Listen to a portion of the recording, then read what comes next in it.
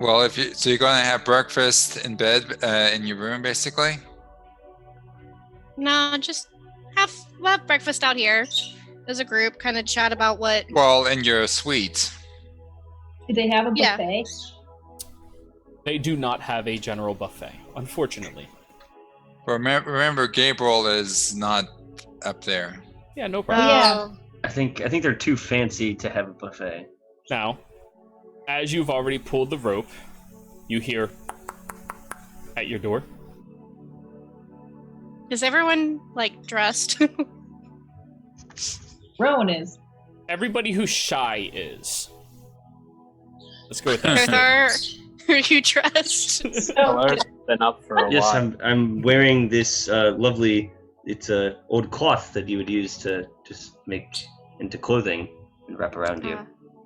Looks Okay. very chic. Very kind of them to have that. It's basically the sheet that he has around him. He has a handmade toga. All right, cool. Gotcha. So, and I'll go answer the door. Hello. Yes, we breakfast. We need a double portion and a triple portion and normal with everyone else. One vegetarian option, please. And 2 of the largest pots of coffee you have, please include cinnamon, cream, and sugar. I apologize. We do not have coffee here. We have tea. Sure. Do you have any breakfast blends? We do. We have a nice orange. That would be perfect. Thank you. Of course. They go downstairs, and within half an hour, a large tray is brought up by 2 individuals to distribute across your group of people. For the sake of brevity, I'd imagine, Gabriel, you've probably gone back up there by now? Sure. All right. Beefcake and Gabriel walk in as the food's being brought in as well. Here you Hey, all are. Beefcake. He jumps onto the table and starts eating. Perfect. Quickly grabbing him so his hooves don't get in the food. Bad beefcake. Bad. Control your animal, Gabriel. Just throws him off. Throws what up? Beefcake into the air. Over him. Kothar's just grumpy because there's no coffee. Gabriel rushes to grab Beefcake and gives Kothar a withering look as he puts Beefcake down and pets him. Sounds reasonable. So, the attendant, the room service attendant, is still standing there just smiling. And tips them 2 gold. Thank you very much. I hope you all have a fantastic day. And they go back downstairs. And Do they not overspending. leave? Do they not leave unless you tip them? Not really. But also you get better service when they know you're a good tipper. Why don't you just give them advice? Oh yeah. Like a tip. Don't eat mushrooms. Don't eat mushrooms. From Ronan, at least. Yeah. Well, I will admit I'm not a mushroom expert, but Well, I do intend to read up. Well, don't eat those mushrooms unless you're trying to do that. Unless Which you we have should- we plans could- and locks on the door so you don't wander. We could do. That'd be kind of fun to do it again. It's like always after like a big event, we just go gather up more of those mushrooms and we just eat them all. Do you really want more pets? It's mushroom roulette. Yeah. You're talking to this You never party. know what you're gonna They get. probably want more pets. Probably. So, breakfast is delicious and very well prepared for all of you to enjoy as well. You consume it. Daylight is already broken outside. You have a very nice balcony view of the shoreline, not terribly far away from it. Looks nice. And you see the fishermen are already out on the water. We should probably go find this Schmitty guy that Lucifon was talking about. How tall is Kothar? Hands down the largest person in this town. He a big much boy. taller than Luciphon. Yes. Not much taller, just taller. No, but he's taller. Yeah. Yeah, So- you have like Luciphon- 3 inches. You're just beefy. What'd But you say, it- Rowan? I was just asking, is Luciphon like a little like bigger than Kothar? He's broader shouldered, but he's smaller in physique than Kothar. I'm cultivating mass currently, Yeah. Rowan. And How tall also, is Kothar? Kothar, you're like what, 7'2", 7'3"? I'd Oh have shit. to- Yeah, Yeah. Luciphon's only 6'8". 7'2". Well, I 6'9". He's remember, 6'9". I remember the name of the guy. Yeah. Oh no, wait. No, who's Portmaster Glade? Is that him? That's the person that No, Luciphon's no. about to have a conversation with this morning. Yeah, We don't because wanna he's the go one who see- has Oh. one of the stolen weapons. Potentially. Yeah. Okay, never mind then. I don't know the guy with the boat. Schmitty. We're going And- with Schmitty. In my notes, it says Portmaster Glaive about to die. Fair enough. I have Almost I have the the captain in my old notebook, which is in another room right now. When we find him, we can just say like, "Hey, you." Hey, Schmitty. That is not my name. So who's gonna ask around the docks? Are we all gonna ask around? We could split up. In search for clues. No, we just have to ask people. Like, where's this guy? And they're like, oh, he's over there. Well, Would that you could want work. to test this theory, Solaris? Yes. Okay, there is a balcony. You can see fishermen. You can see the docks. You're overhanging the docks. You're more on the beach side of it, right off of the primary docks where all of the workers are. Wait. Maybe if we don't ask from up here in our shining castle. All right. That's okay. Then you should go ask. Okay, fine. Just starts walking at the door, grabbing axe. Gabriel falls behind. So you all Let's grab your be weapons big. that you put inside of the umbrella rack on the side. So just pick them all up and course. keep going.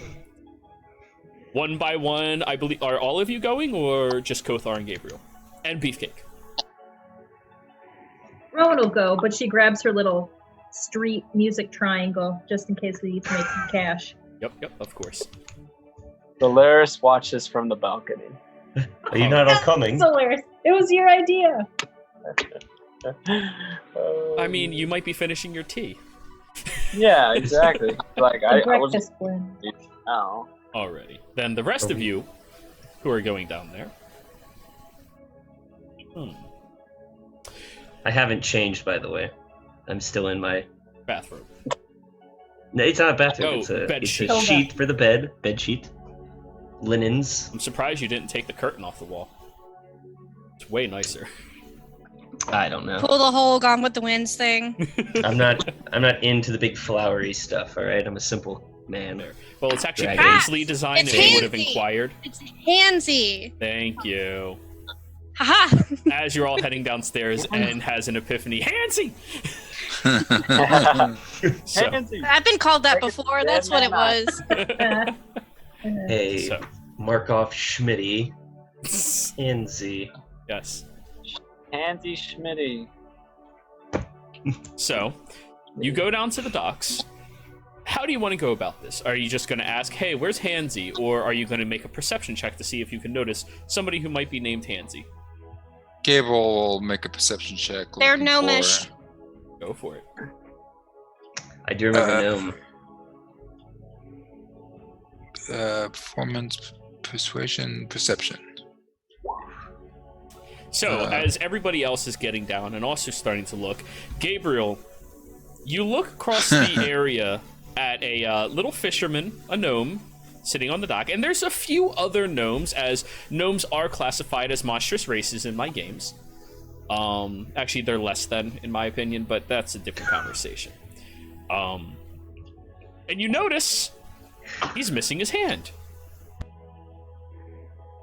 Ah.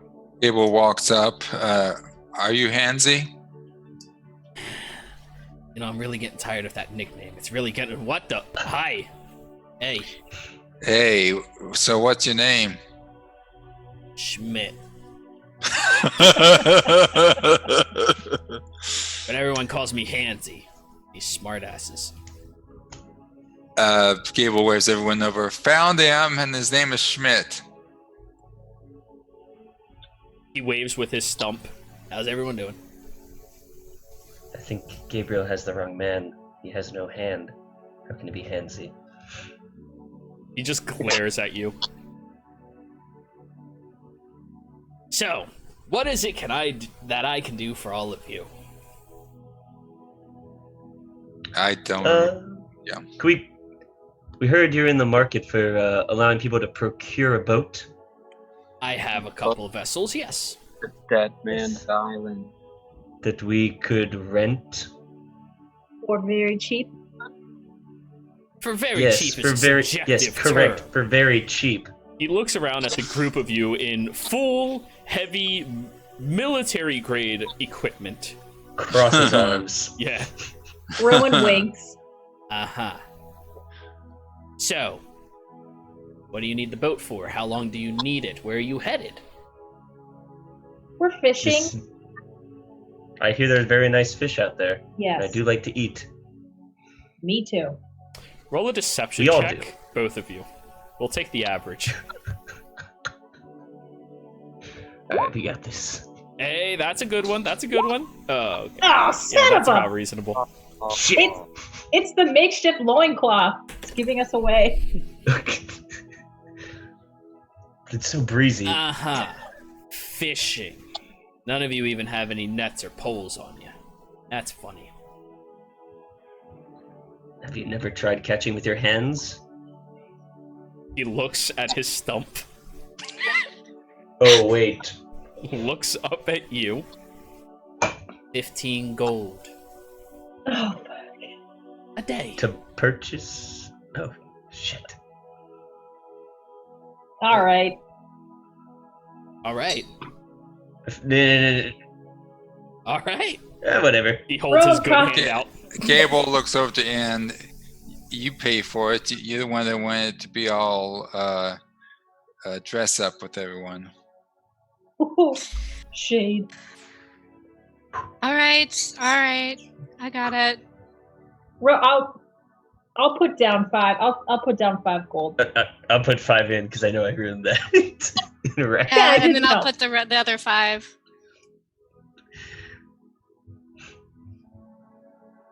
This better be a good boat, though. No Yeah. holes in it. Oh wait, can it carry someone of this fellow's size? And she thrown gestures towards Kothar. Well, I mean, it could definitely carry like 2 or 3 of you. How many did we just rent? 1 boat or 2? Yeah. There's only 3 of you in front of him. Solaris and N aren't there. Shit. Solaris and aren't they are. She just Solaris still Sorry, drinking tea, and N didn't say they joined. Sorry, I was joining. I was Okay. looking through my other book for the name. I mean, yeah, you'll be a little cramped, but with 4 people, it's not going to be comfortable, but you'll be fine. We have 5 people. And you need another boat. Well, can we get a discount on that one? Is Roll this the largest? persuasion. Is this the largest boat you can rent? Well, yeah, I'm not some dock master. I just have a boat that people can rent. And yeah, totally. Discount. 14 gold. Fine. I So throw 14 gold, gold. and it won't fit all of us. No, you get 2 votes. 15 for Yeah. one, 14 for the second. And they need to be back here by nightfall, or else you're going to owe us more. How much more? Well, I mean, there's always the waiting fee and the surcharge on top of that, so probably another 5 gold or so. Does Gable think they're being ripped off? I mean, roll insight. More than likely, this is their profession, is to rip people off. And of course, if you break the vessel, you have to pay for the vessel. Gable leans in close, menacingly. How about 10 gold for each boat? Oh, that's not gonna happen. Wait, do you like to wager? No, Oh. I like to make my money. And we'll You just know, kind of say in Elven to the others, just hey, let this one slide. We'll come back. And I don't speak Elven. Yeah. Oh no. Kothar, they keep talking like that. I'm going to get closer to this gnome. Instead, I'm like looking physically down at him. And he's smiling up at you. Not even a intimidation check for either of us. This is one brain. You have to brave remember girl. who recommended him as a friend. Oh no. Oh, he said he was a friend? Yeah. That fucks everything up. Shit. He's gonna name Rowan- drop. Rowan leans around Kothar and just tosses the 14 gold at Hansy. Thank you, Yeah. sir. And it's not Hansy. Call me Schmidt. God damn it, I don't like being called Hansy. Yeah, well, if we're paying Smitty, almost 30 gold, we're calling whatever the fuck we want. they kind of like raise their eyebrow at Gabriel and just comes back. Well, Smitty, we'll have the boats back by sundown. Good. Well, 24 hours from now. No, You said sundown. we get a day. You Yeah, said that's a day. It's No, a day. a day is 24 hours. A day is their sun. It goes down. It's not my fault you wasted Different daylight use- sleeping. Different usages of words. Common is so stupid.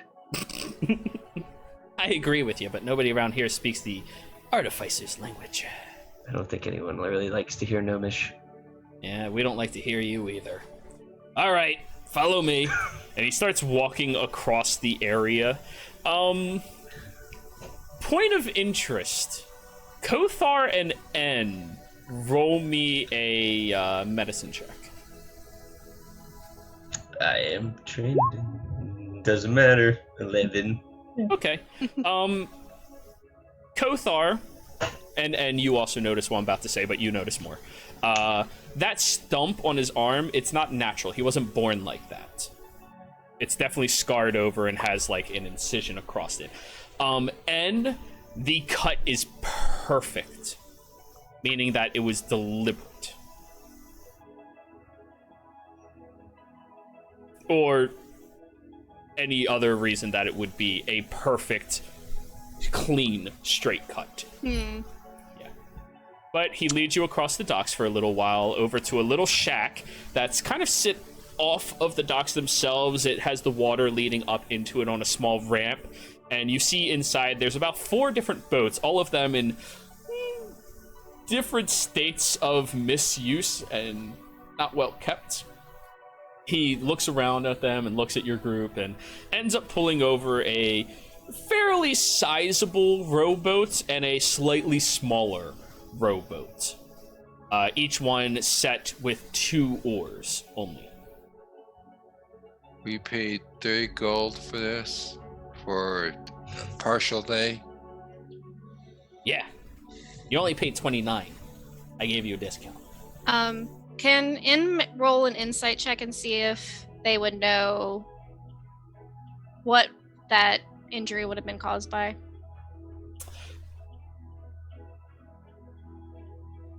I'd allow a history for this one. History. Yeah. Okay. So, a clean cut like that means that it was held down and forcibly removed. Capital punishment is something that is used in the outlands, outside of civilized territories. Mostly for people who get caught stealing, or, as his namesake would suggest, getting handsy with somebody who's probably married to somebody with a lot of authority or power. Rusophone's wife. We thought the same thing. Trying to figure out how to use this to our best advantage. Wait, this guy's a gnome or dwarf? He's a gnome. No. Yeah. Dwarves will have reasonable voices. Gnomes sound like you want them to shut up. Jira, why haven't I heard your gnome voice? I've been saying it this whole time. Oh, okay. So, Schmitty, Yeah. got any, are these the, ships that might have empty bottoms that don't look it? And like will point to their hand, or was it something else? That's a very personal story. I don't like to cover it again. Just wondering. Solaris, you walk up. Do you bring your carrier cup for the tea as well? Did you want a carrier cup? Okay. Yeah. Rowan kinda leans in. Was it Lucifan's wife? His eyes go wide and he just backs up a little bit. How'd you know about that? Know about what? What? Huh? Okay.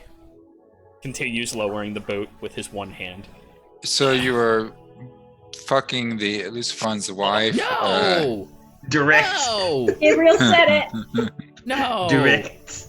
She came into town and, you know, she was, you know, getting drunk and we were all having a good time and I got a little handsy. And then and then she removed my hand. Oh, so she did. Yeah. And She's Lucifan's your Lucifan. friend. She's really scary. Oh, Lucifan forgave me after he saw that I lost my hand. We've actually become really good friends. But He yeah. recommended you to us. Oh, that's good. That's good. That explains why you're. Yeah. Be horrible to did, know that you were ripping off his friends, though. I'm not ripping you off. This is the rate I charge everybody. Insight check. Charge Go for it. Lucifan's wife. 8. Yep, this is what he charges everyone. He's hard to read. Uh, What'd you say, I Rowan? I just asked him what he would charge Lucifan's wife for a boat. Nothing. And he just like backs up. He looks authentically terrified. And this is coming from somebody who's like, you know, looked at Kothar and smiled. I met her the other night. Lucifan stopped by. He brought her along. She seems pretty, you know, nice. Roll a deception check with disadvantage. Do you have to do anything special for the disadvantage? You just roll it and we take the lower of the two values. And Gable tells Kothar, yeah, he's definitely ripping us off. No, you didn't. Just looks at you weirdly, Rowan. She hasn't left the house in like 10 months. How do you know she's in the house? Yeah, why didn't she leave? He and I are friends. We talk. Oh, I didn't know if... Oh, yeah. He mentioned that. I thought you were, like, standing outside a window just, like, watching or something. No! I was drunk one night, got a little handsy. I'm not a pervert. And I learned my lesson. He waves his stump. That's a pretty good way to learn your lesson. I can't afford to lose the other one. We are losing daylight. You mean like Oh, with the Solaris. sword? You mean like with the sword with this, and Gable pulls his sword out a little bit, again trying to be. He turns and looks at you. You realize the person who handles all authority in this dock is my best friend. And we clearly don't want to get him involved. I mean, Just trying to, like, put the sword down. Gabriel puts the sword away and walks. good call. Let's just We'll let take let's just Shins let away. him get the boats in the water and do Yeah. what we need to do. Thank take the you. boats. Thank Here we you. go. Yeesh. But we see if they float first. He brings it over to the water. Roll an investigation, Kothar. Oh, what? I just meant to watch. Oh, no. 14. Seems to be floating. And no holes anywhere that you can see. You kind of rock the boat on either side, like stepping into the beach line, just to make sure no water actually filters in on any of the sides. Seems good. Oh, no. It will.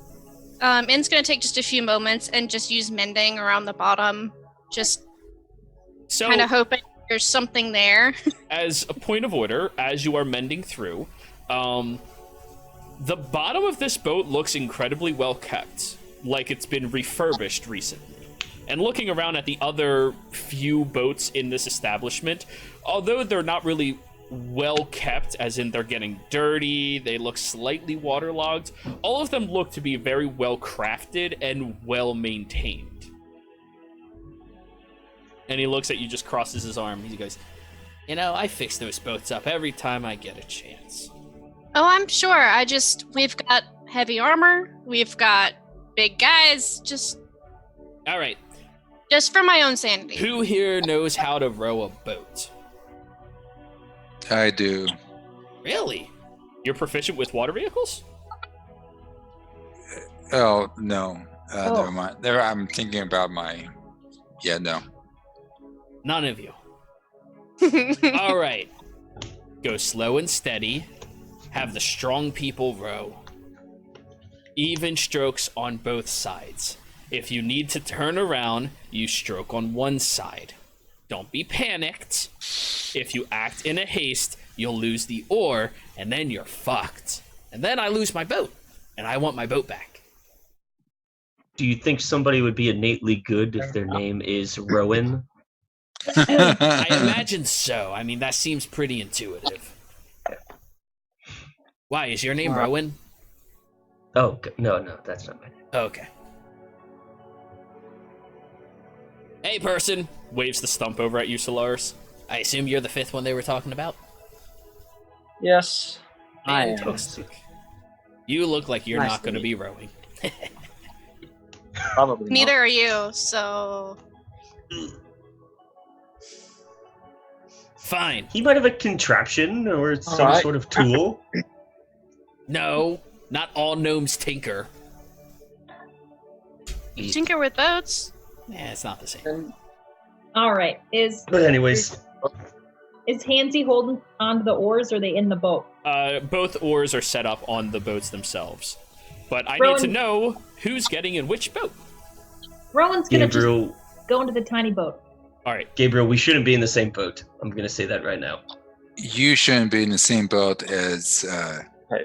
Beefcake, and Gable gets in the That's boats completely with fine with me. Beefcake. Okay, so we have Rowan heading one boat, Gabriel heading another one. Just put yourself behind who you're going to be joining. I'll go with Ron. Alrighty. Beefcake's with me.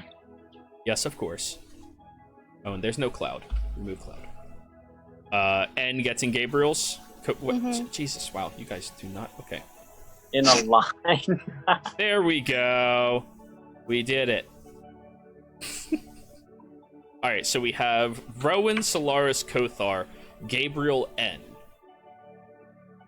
Who's Sounds in the good. big? I'm in the little boat. Yes, you are. We With have more people Solaris in and the boat. Kothar. But Gabriel has Beefcake. That's true. Beefcake Gabriel has told the me not to entire be in that. middle of the boat to play in. It's very nice.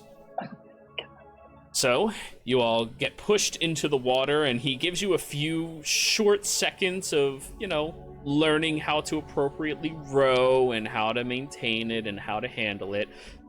Who's going to be taking interest in this lesson, and who's going to be rowing? That's what matters. I'll row. Rowan will row, just for the sake of the pun. Okay, that's fair. I'm gonna listen. All right, Gabriel, you're going to be paying attention? Sure. Okay, or are you making N row? And does not need to be anywhere near any strength challenges. Gable will row then. Alrighty. I need both of you to give me intelligence saving throws. Rowan and Gabriel. No. No, my strong. Can I just listen in? You can certainly listen in. Give me an intelligence saving throw, Kothar. Cool. All right. Yeah, because I did say I was just gonna listen. Of course. New things are interesting. All three of you have a base understanding of how to row a boat. I mean, you're not going to be able to handle anything too obnoxious, but you should be able to function out there and not just flounder in the water. So, pushes you in one at a time, and you take to rowing through the waters. He waves you off at the docks. All right, see you around. Be sure to bring the boats back. If anything goes wrong, there's a flare inside of the boat. Oh, good to know. Back compartment. Aim it in the air. Shoot. Do we have to pay for the flare if we use it? No, you'll probably die by the time I get out there and get it, so... Okay. It just helps me get my boat back. But if we do that, does it count as giving it back to you? I mean, you're dead, so... No. Doesn't really matter at that point. Should we tell him where we're going? So... It's alright. Once you get out past the shallow waters, it becomes much easier to start rowing for a little bit, until you start noticing that the waves are picking up and becoming a bit more tedious to maintain. They start cresting and lifting the boat up at certain intervals, and in Gabriel, your boat is being lifted very easily, by comparison of theirs, of course. However, I do need Rowan and Gabriel to give me athletics checks.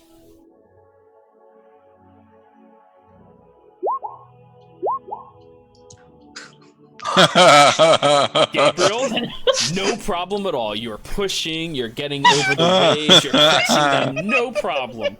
You look to the right, and the other boat's just spinning in circles, and Rowan, you don't know when it happened, but you lost one of the oars. You're about 30 minutes away from the beach. Just like cursing up a storm. Kothar, please, can you do something? Rowan, if you try using your back in a quick jerking motion as you pull, you will be okay. And slow down. I think Rowan is having trouble. I got it just fine. We've lost Rowan, one you've got this, Rowan. Just like tries even harder. All right, give me another one. Can I put my hand? Can I put my hand on the other side? I mean, that's not going to help. What I was going to say, now that you only have one paddle, you're rolling at disadvantage. But you're grabbing it, you're pushing on each side and pulling it over to the other one and getting it. And, you know, as worldly as Rowan is, you are noticing that they're much better at sleuthy movements than they are strength and endurance. Is there a rope in the boat that Ronan I've got a rope. I'm going to put it on a crossbow bolt and try and get it to the other. All right, roll to hit. Is she about to shoot that? Do we have to catch it? No, just trying to hit the boat with it. And Kothar? Aim at Sorry. Aim at Kothar. That'd be easier to hit. As you're all doing this, you look over and you're like, what the? Boom! It just shoots into the front of your boat. Yeah, it's in there. Just helping out with direction. I Alrighty. grab it, but I'm busy rowing. Well, it's connecting the two together. They can tie it off on their boat, and then at Do least I they're realize helping that? guide you. I mean, I just think I'm doing it. I'm doing it, guys. Yes. Okay. Yes. And Gabriel, with your 23, you're doing fine, Thank you. even with the other boat. And In just doesn't say anything and lets Rowan believe that she's doing Yes. fantastic. Doing Of course, great. Kothar and Solaris, you understand the physics of rope pull. Yeah. Very I'm easy. just gonna grab the rope and start pulling us. All right, so you start heading out there, and you're finally outside the initial quaking of waves in the deep end of the shoreline towards the shallow end, and it becomes a bit more settled when you're out here, and then you realize you don't exactly know where you're going. Not perfectly, at least. Who has the map? I'm a map. I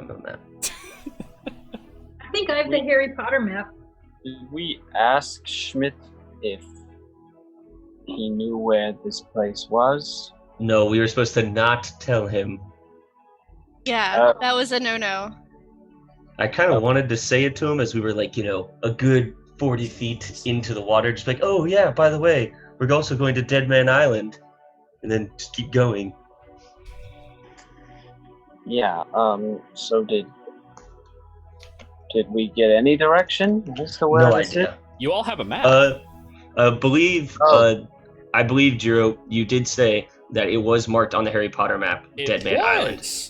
Yes. Yes. So who has it? Rowan, I think? I think so too. Well, Rowan Yeah. cannot exactly navigate while also Rowan, rowing. would you like me to row while you look at the map? Uh-oh. Yeah, I think that's a good idea. Okay. I'll just, let you do that, and then once you're done, you can come back and keep doing Okay. that great work you're doing, Rowan. Thanks. Yeah. Okay, that sounds good. All right, your arms are really hurting now. It's rough. This is a burn. It burns. Can I even manage to lift the map? Yeah, that's easy enough. But it's like a day of physical, it's a day of starting weightlifting, the first one that you've done in your life. Your arms are really hurting, and it's going to be even worse tomorrow, but you can still function a little bit. All right. So, Okay. you look down at the map. Give me a survival check.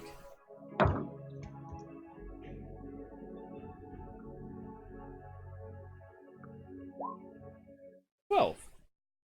You understand the general direction you need to be headed. You need to start finding some landmarks soon, or else you're gonna be totally lost. But looking at the map that you have, you do notice there's a handful of things that you can be looking out for. There appears to be a peninsula out here. A little peak that you'll be able to notice just cresses along the shoreline itself. A little bit past that peninsula, there appears to be a very craggy area where apparently there's a bunch of rocks that you should probably be mindful of. On the map, there appears to be some really large, toothy fish thing drawn on it. And then right past that, there is supposed to be the actual island. So as long as you find one of those three things, you're going to be figuring it out. I'd rather not find the toothy fish thing. I guess, or the craggy rocks. Do I see like the peak on top of the peninsula? You see it on the map, but you don't see it already. You've only been rowing for about half an hour at this point, so okay. Do I see anything in front of us other than water? Roll me a perception check. Can Solaris summon Thule and just have him fly around Absolutely. above us? Have Thule roll us a perception check. Wow. Jeez, these rolls tonight. Okay.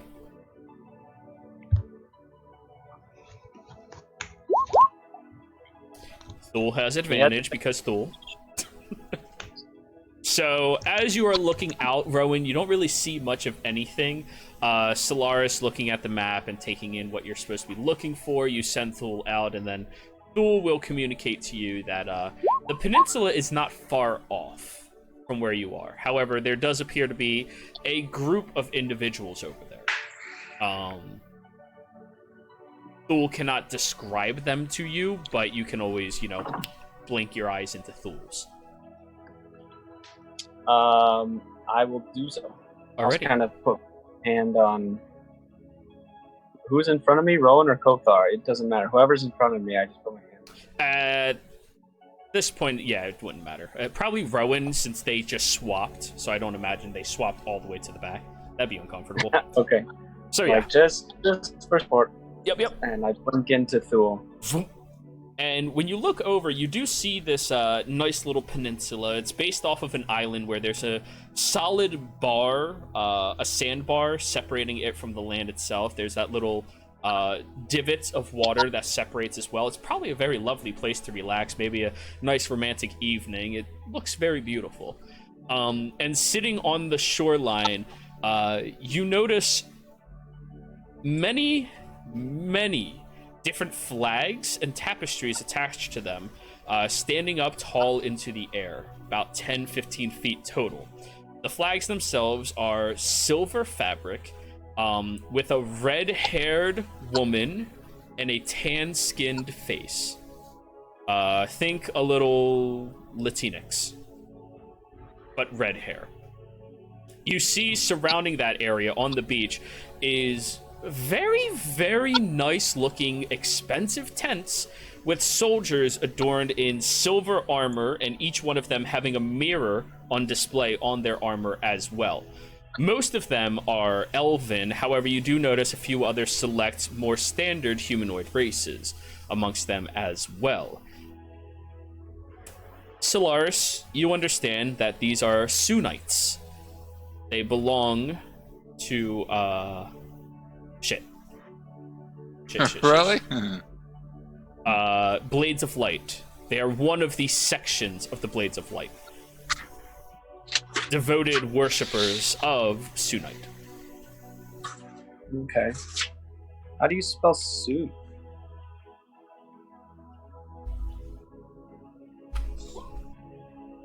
Okay. Yes. It's like Oh, Sune, I see. but Sunite. I see. Yep. And they all seem to be landlocked and confused looking? Confused looking? Yes. Okay.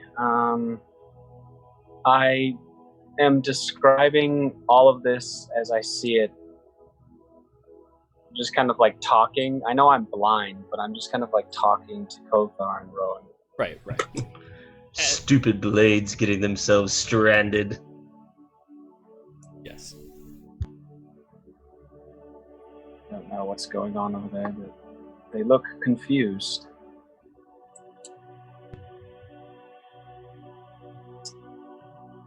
I wouldn't worry. Can he hear me when I talk? No. I didn't. Okay. He can hear and see what the owl hears and sees. Gotcha. I Rowan, can do you talk. think we should go help them? I think they're fine. I think they're fine too. Yeah, I think we should go. They're blades. They'll figure it out. It's not like we could fit them anyway. Yeah. We'd be It's true. intruding. If they're still there, maybe we'll say hi. But we're losing Wait. it. All right. Now, you are moving at a pretty decent rate. Hey, thank you for the follow.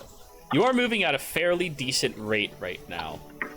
Gabriel, you're definitely taking on less weight now with your rowing as you were before. Hopefully, Kothar, you cannot roll a 0 on your athletics check. So, Kothar, athletics. You did not roll a 0. Yeah, the two of you are pretty... You're going at a decent pace. Gabriel, it's less effective on you, and Kothar, your arms are starting to burn, but it's a good burn. You're all right with this. You can handle this, no problem. It's just training, just a different form of it. Now, as you are cresting around the area, thanks to being able to see the actual peninsula, you all start going around it. Are you taking a wide berth around it, or are you just going to be casually going past? Gabriel's kind of leading us, so I guess whatever route he kind of takes, because he's kind of steering. I'm more just trying to keep with one oar. Us just...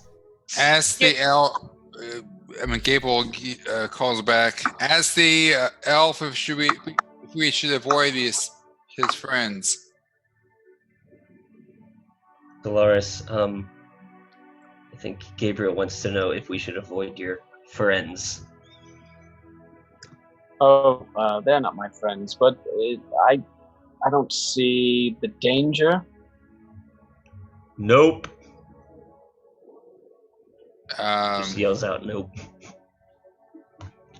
Gabriel takes the most direct route, I guess. Alrighty then. As you come cresting past them, you get within, I'd say, 90 feet of them, no problem, on the shoreline. And a few of them take notice of your group and look a bit confused. They see you, and some of them start trying to hail and, like, wave over to all of you. Stop! By the names of the blade, stop! Our commander would like to have a word! Solaris. What does everyone think? Should we keep going? I think we're on a rush job. We do have until the end of day. About how far away? They're about 90 feet away from... You're 90 feet from the peninsula. You're best of judgment from Rowan 4 or 5 hours away from the island.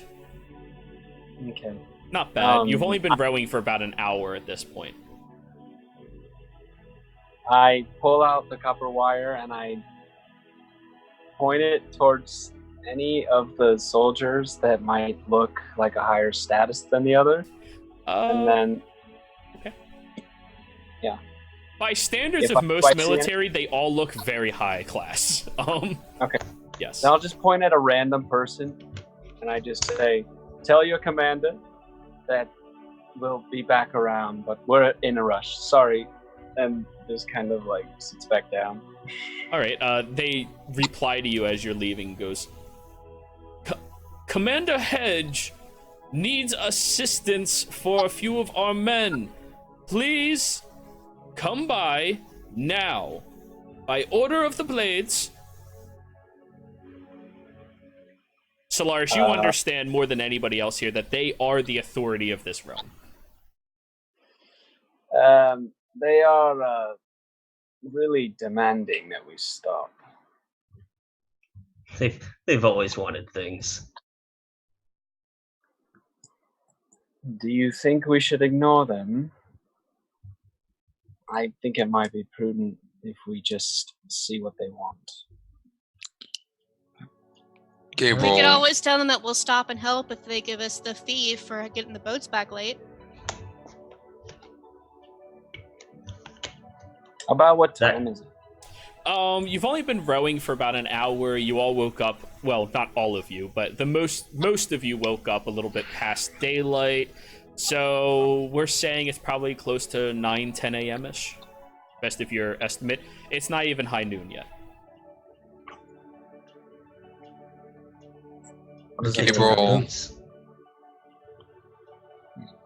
Gabriel growls and starts staring toward the soldiers.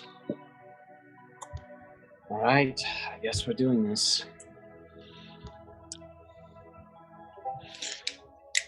So, you start heading out over there, and as you come approaching towards the shoreline, a few of them you notice are only going about calf high into the water, and they've removed the very nice metal platings, and all of them have incredibly expensive, nice-looking shoes and boots attached to them as well. Even their socks seem to be made out of fine silks and materials.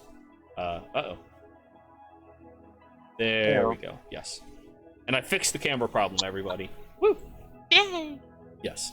So, as you come approaching, they do help bring you to the shoreline, and one of them stands there and, like, gestures and goes, who is the leader for this, little caravan? Gabriel chuckles. Now, It's kind of decision by committee.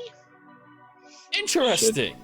So, the committee needs to speak to the commander. That is fantastic.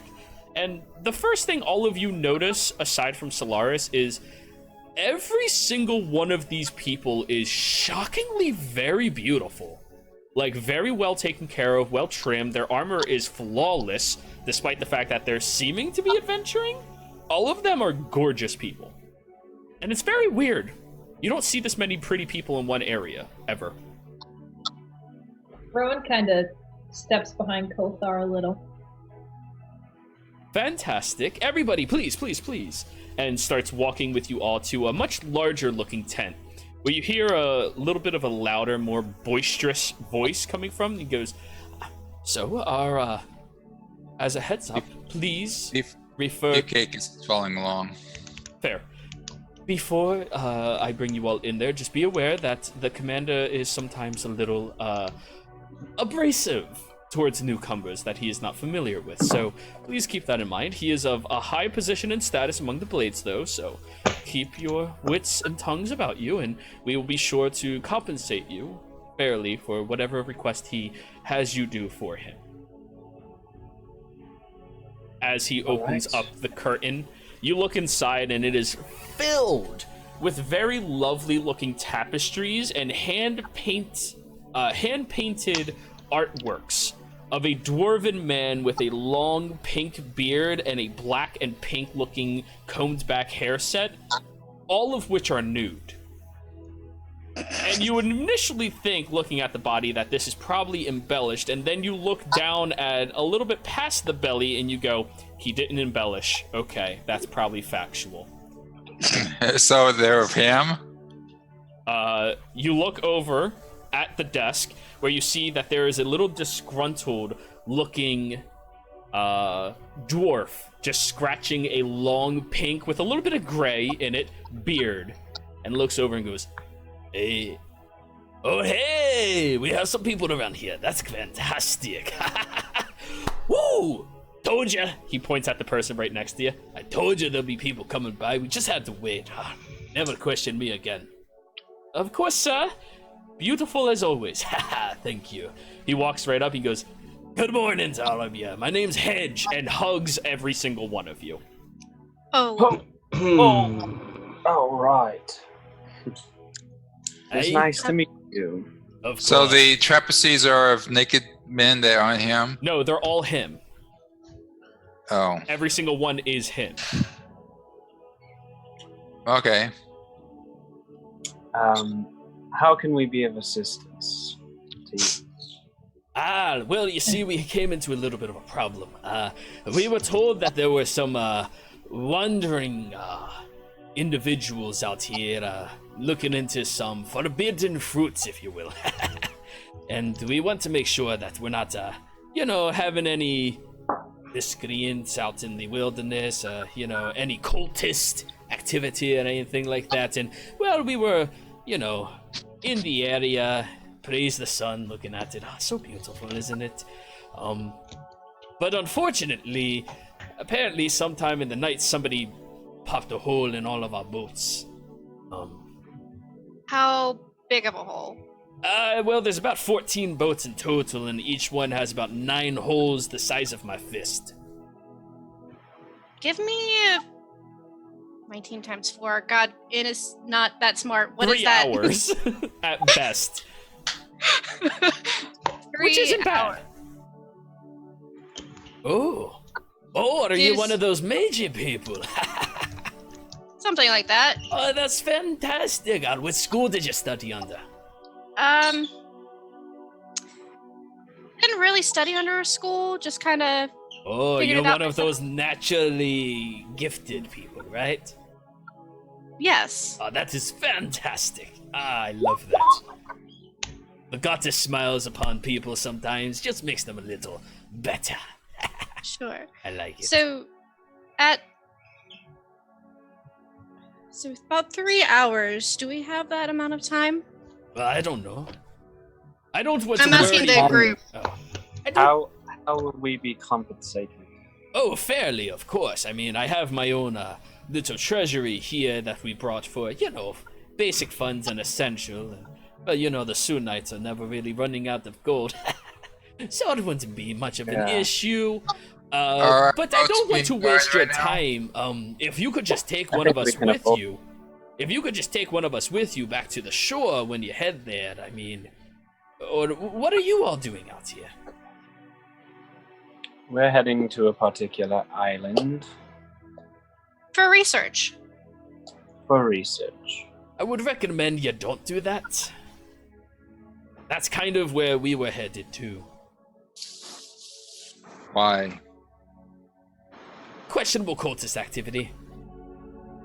It's confidential, you see. Only people who are adorn the cloth are allowed to really know about it.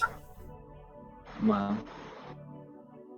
No offense, none of you look to appear very spiritual in nature. Except you, and points over at Rowan. I apologize. I didn't mean to luck you in with all of them. Not a problem. Yeah. Nice braid, by the way. I like that. Looks good. Thanks. I did it myself. Nice. I did this myself. Points at his beard. Lots of berries. Connections with gods are quite interesting, aren't they? Hey, yes, He's they just are. staring at the art. Oh, you're liking it, right? Oh, Yes, and every just- artist I find I have to commission a painting from, it's a part of our way. If an aspiring artist needs to make a little bit more money, why not give them something, motivating? Be their muse, if you can. Just trying to see if everything's ratioed properly. Hey, I don't embellish, my friend. And, it's nothing to write home about, but I mean, it's there. Hey, Gabriel. Yes. Don't you do some amateur painting on the side? Oh, Are you an artist, sir? We don't have time for that right now, though. Back to business. Why I are get- all of you looking into research there? I'm sorry, what'd you say, Solaris? Oh, I said I think we can afford a few hours. Gabriel just looks at the Ronin strangely. Sure. A few out? I mean, I don't really want to put you out that much. A simple ride back to town would be fine, but if you said you're all going to the island, I mean, why? Aside from research, because, you know, people don't just go to Dead Man's Island for no reason. It's like I said, it's for research. There's a few.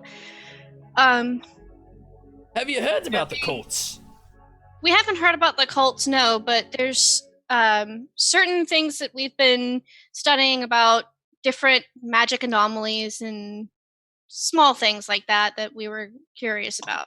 He slams his hand on the table. All right, my mind's made up. I'll be joining you, and when you get done, you bring me back to the shore. I'll get myself a carpenter, and then head on back here, no problem. All right, where's Lucy? Goes over to the side and pulls out a very ostentatious-looking warhammer. Just slams it on his shoulder. All right. All right. Sounds good. We have another hand. Hey, it'll be a good time. It's been a while since I got any experience out in the field. I think I can, you know, get into the groove again. just so you're aware too, we are on a time limit with the boats, so Well, then let's get going. If we get back after sundown, we do own a little bit more gold. Oh, that's nonsense. I'll cover that, no problem. Okay, perfect. Yeah, Thank you. That's very generous of you. Of course. Let's get going. Yeah. By the get way, going. what's everybody's name? I am Solaris. Solaris. Oh, beautiful name. Thank you. After a goddess, right? It's indicative to one of the goddesses. Yes, one of the goddesses. I'm Gabriel. Gabriel interrupts and points to Beefcake. This is Beefcake. Well, hello, you precious little. Just grabs and starts cuddling him. Oh, aren't you the cutest boy in the world? Oh, yes, of course. I'm gonna feed you whatever you want to eat. Beefcake looks scared and entertained. This is N. Point N. This Ronan. Jeff, my name's Jeff. Rowan Jeff. So and Yep, it's hyphenated. And the big guy is named, what is his name? Big guy, what's your name again? Kothar. Kothar. This is Kothar. Well, it's good to meet you, Kothar. Look like a strapping lad. He sticks his hand up to you. I'll be rowing one of your boats for you, no problem, though. You know, I need the exercise. I've been cooped up in here all day. It's been ridiculous. We have a very large boat, you know? That's you can do that one. Yeah, it's fantastic. And he keeps like walking forward, and he just has like an air of comfort around him. Like he's a very welcoming and very abrasive person. Very. Yeah. But seems like he's a generally speaking okay person. Like he seems endearing. Kind of grows on you a little bit, kind of thing. Yeah, a little close to N. A little bit. Oh no! Was there any food or anything in there? What, in here? Yeah, oh, in his tent. Grapes on a vine. Yep. In a golden bowl. I'd be eating some. Okay. Ronan, you can join in and be Cake and I in our boats, and the dwarf can pal yours. Hey, fantastic. Oh, but oars. Dwarf guy, what's your name again? Hedge. The name is Captain Hedge, or Commander Hedge. Hedge, let's get 3. Let's get 3 more oars for our boat, and we'll row it together. Sounds good. Sounds good. Yep. Goes over, picks up several of them. He stops by one of the soldiers and goes, excuse me, sir. Can you give me vanity, please? Vanity, are you? Yeah, I'm going out myself, so, you know. While I'm away, take care of business. Fantastic. And you see that they hand him a large mirror that's strapped on top of a shield. And he just straps it to his arm and, like, anchors it in and goes, all right. That's... Oh, wait. Back. Straps it to his back. Okay. If I may ask, what is the mirror for? Oh, it's vanity. It's my shield of choice. It's a gift from my goddess. You know, an acceptance of me as her devoted, lifelong follower. Champion, if you would. Oh, no. I wouldn't say champion. She doesn't really have a champion. She loves all of us. Interesting. Right. So, Okay. the shield is strapped to his back and tied on, and he looks at the larger boat and just takes the forward position and sits squat in the middle. All right, all right, I got this. And he just sets the warhammer between his legs, just sitting straight up. All right. I'm going back to my boat. Right. So who's... Finn is just unsettled by the whole like religious thing. Just like I'm going back to there's my like a boat little that I was panic in. look in their Wait a eyes. minute. Well, he's not on our boat. I thought Yeah, he is. He got in the big boat. Yep. It's with you. You're the two Rowan, that like- were only two. Oh God. Rowan like tries to casually slip out of the big boat and like sneak into the little boat. Oh, wait. Okay, no. Okay, so... I To better thought describe how this is happening, there's Rowan, Solaris, Kothar in a boat that leaves it full. Gabriel, N, and Hedge are going to be in the other boat, because that's the boat that had room. Sound good? Unless somebody wants to ride with Hedge. Well, I suggested Ronan join us so Hedge could go in the other boat and take over for her so that there's no more mishaps. Oh, I think Kothar needs help. Rowan. So yeah, no problem. I'll trade with you, no problem, Rowan Jeff. Jumps into the other boat. it's hyphenated. It's hyphenated. Yeah, I said that. Okay, great. Yeah. Jumps in and... Shit. Kothar, are you sitting in front of him or behind him? Facing. But in front or behind? I don't know, but we're facing each other. That's all I know. All right, so you'll go right in front of him. And he just smiles. Hey, Yeah. You know, it's And been then- a while since I've seen a dragonborn. It's been a minute since I've seen a dwarf with your character. There's not many of us, are there? Not many of No, them could pull off the beards like me. You remind me of someone I used to know. Oh, really? Yes, yeah.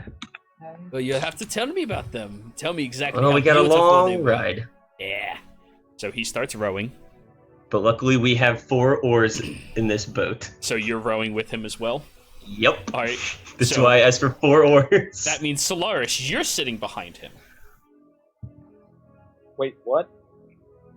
He switched with Rowan positions, Oh, and he's sitting in the very middle of the boat to row.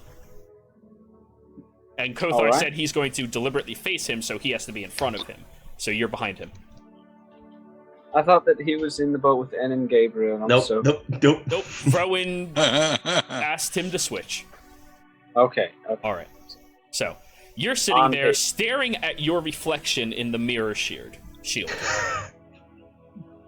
And like you're surprised, like your skin looks like even more smooth than usual. Your hair seems to have like a slight sheen, but not oily. It's you look way better than you typically do inside this mirror. I like it. Hey, thank you. That's why I use it. You know, all of us that worship Sunite, we all need to be sure to have a beautiful display of ourselves. That's why you see all of them with the mirrors on their armor. I decided to get a shield. We're rowing currently, right? Yeah. Okay. And it's very leisurely on your boat compared Yeah. to theirs because 2 people are doing it. Yep. This is We great. still have the rope. We still have the rope. That works out. So now their boat is dragging yours. So after you get onto the water for a good like half hour, and he's been talking nearly the entire time, just telling you about how beautiful everything is and describing the scenery of the land, much like a dungeon master would, but like just emphasizing exactly how nice everything looks. And like it's a little annoying at first, but then you start becoming more appealed towards like everything around you. Like even the glistening of the water just feels prettier around him. as you And kind keep of like leans into Gabriel and is like, "Is that what I sound like?" Oh, we've lost him No. for a second. No. He went AFK. Okay. You'd probably just like smile and not say anything. Just. Oh, there it Hedge, is. tell me about your goddess. Oh, Sunite. Oh, Yes. she's the red-haired beauty of the world. Anywhere that you see beauty, anywhere that you can appreciate how amazingly constructed something is, that was her doing. Ah, she's so kind. She loves all beauty in every way that you can see it, and she wants to be sure that anybody who wants to express that beauty has access to that. Interesting. I like it. Of course. Have I heard of Sunite? Was Sunite present previously? Yep. All right. No, this is vanity. What? That Mhm. wasn't needed. Yeah, she has a. Some of the other factions don't really like her so much because we like to have open arms to anybody who wants to accent exactly how beautiful they are. Yes. Eyes of the Beholder? Yeah? Is that a... Oh, I mean, I've seen an adorable beholder once. He was very tiny and had like a heart-shaped little stalk. It was so cute. Oh, did I mention I grew up in the Underdark? Interesting. Hey, yeah. Inside the deep mountains towards Weldon Top. We weren't exactly a part of the community or culture. We, were segregated from it for a while ago. They used to call them Durgar. But of course, my mother was a half dwarf, a full dwarf, and my father was a Durgar, and that's how I got this beautiful complexion to myself. It's very nice. But yeah, saw some adorable beholders before, but I mean, beauty isn't just in the eye, it's also in the heart, Somebody can't be a beautiful person unless they act like it. That's at least what we believe. Personality has something. It's a little bit more than just that. There's beauty in action. Let's say that. Keeps rowing through. In water. is like upset that they're like, okay, I'm following, and then they're like, wait, what? Like, and it's just kind of like, That's preposterous. Religion is ridiculous. Stop. And, Can we hear all this? oh yeah, all of you are hearing this. He's not being quiet at all. Gabriel gets stiff when he hears the name Weldon Top, but keeps rowing. Yes, it's a beautiful place, and I really like these waters. So I do have to ask you all, since we're all out here, stranded more or less. Are you sure you haven't heard anything about the cultist activity? Because it's pretty interesting that you're coming here for, what'd you say, mystical reasons, or what? Research, I believe? Yes, research. But why? Well, It's interesting, isn't it? Solaris is more of the studier than I am. I'm here to protect him. He could tell you more. We heard of a particular magical anomaly. Possibly a portal to another dimension, possibly something else, but it could be connected to something that we encountered in Umbridge. We wish to look into it further. He kind of like stiffens and stops rowing for a minute, pulls the oars in, and kind of like turns and looks at you. Wait a second. Are you all the agents? The agents? Aye, the freelancers that he hired. Who? Who are you working for? give us a name and we'll confirm it. What is N's last name again? I'm not allowed to do that, unfortunately, because political reasons. I still have to abide by the law, but I mean, Can you give us a first letter? roll persuasion, N. He is a member of the Council of Men.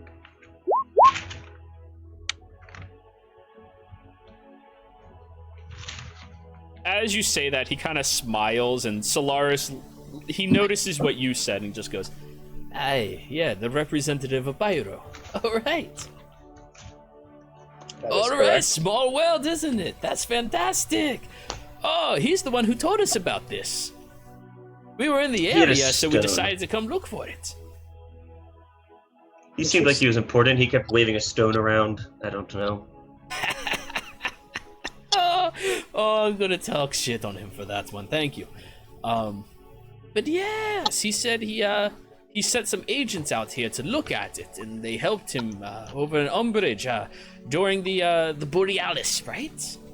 Mm-hmm. That is correct. Yes. Hey, yes. Oh, small world after all. Oh, fantastic. Does Gable believe him? Roll insight. Can I roll insight as well? Go for it. Both of you, he's kind of hard to read. But I mean, he's a very welcoming presence. Gabriel, who's next to Anne, whispers to her, "Why don't you just them? Sorry. Why don't you use that sending stone and see if this guy is on the up and up or full of it?" Not a bad idea. So I'll pull out the sending stone and try to very discreetly just whisper into it. In Elven, hoping. Did you send any Sunite? Hedge. His name is Hedge. Named Hedge. Have you been in contact with them? There's a few moments. Sorry, I'm in council right now. I did get in contact with the Blades, and they said they had a faction out there that was available. You mean to tell me it's the Sunites? Those buffoons. Unfortunate. And we'll message back. Yes, we just encountered them. It's a once per day thing. You can't once do it per more. day. Yeah, Gotcha. It's gone. Checks out. He's on the up and up, people. Well, thank you for the vote of confidence. I really appreciate that. And you've noticed as he's been talking, all of you feel just like generally better in his presence. You all have 15 temporary hit points. Whoa! Inspiring leader. Some might say. How many? 15. Not 50. Oh my god, that's over double what N usually is. Hey. What's your total hit points, N? Me? Normally No. 13. Oh man. Hey, you got doubled now. I know! Ah, yes, it's fantastic. Ah, I love this place. The water's so smooth and nice. Looks down into it. Oh, that's a big fish. As I go, kind of like now that N kind of was like, all right, this guy checks out.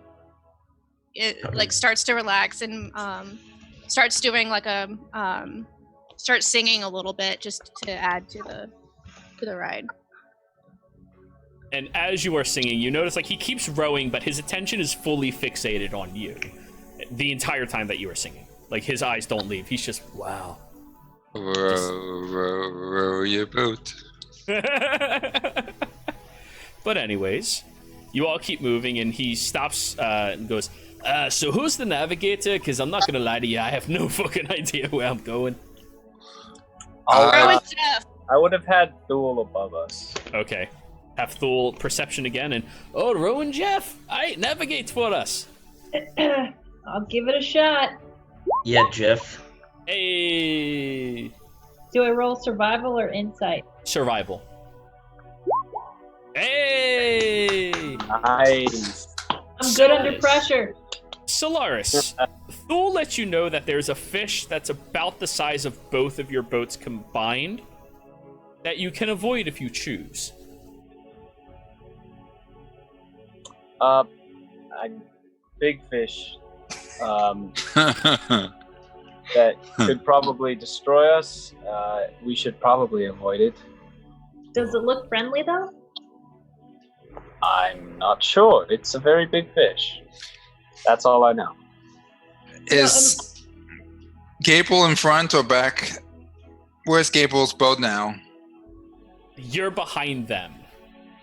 Since they have 2 rowers, they are going way harder than you are. It's only Kothar and the dwarf. Yeah, a dwarf and a Kothar. Don't I get a strength check on that? Sure. Kothar, roll your athletics. Gabriel, roll your athletics. Hedge will roll his. Solaris is going to put the piece of leather to his chest and cast mage armor. You see the kind of magical dark leather form over his body. Kind of like looks over and goes, somehow Hedge is a little too distracted, and Kothar, you're distracted by him staring, so you end up overtaking them. Yeah. But anyways, looking at you cast that spell, he kind of like looks over and goes, "Oh, we have another one of the mage people. That's fantastic. I love this. Anybody else?" Nope. When I was a young boy, my mama wanted to throw me into school, but I just didn't really have the right stuff, you know? Agreed. Yeah. And just kind of like, God, this guy, why do I find myself agreeing with him? Just keeps like, I'm assuming we're dodging this fish since Gabriel took the lead. Yes. We All right. try. Because I'm thinking that's what you wanted to do. All right, you dodge the fish. And as you keep going through the area, Rowan, you manage to navigate past the large, craggy area inside the water with the sharp edges of rock that produce all around the area. You just completely scoot around, and you know at this point it's probably past noon from all of the rowing. It's getting really tiring on those of you that are not used to it. However, you look up ahead, and you see a small island, maybe about 15 feet across. Sitting on top of it looks like the door to a crypt. Large skull with red-looking substance streaking down the open eye sockets. It's kind of goody. alarming, but you now know that you're practically at Dead Man's Island. I share that with the group. There we are. So, as you start approaching, he kind of like straightens himself up a little bit and goes, "All right, all right, enough playing it around, people. Now we have a job to do." Whew. Let's find a way into this place. Hey. As you all start approaching closer towards the island, looking around it and taking your time to really navigate and have a solid feel for it, you all hear a very beautiful, beautiful song start to play. It sounds like a soft melody around you that's kind of just sitting in and laying on your mind very, very gently. And when we come back from break, everybody's going to give me a wisdom saving throw. So, we'll be right back. Don't go anywhere. Hello, everybody. We are back. Sorry about the hold up there. We just had to situate ourselves, go to the bathroom, and as per usual, everybody, stay hydrated. So, where last we left off, you were hearing a very lovely lullaby, a very sweet sounding song starting to play, and I need every single one of you to give me a wisdom saving throw.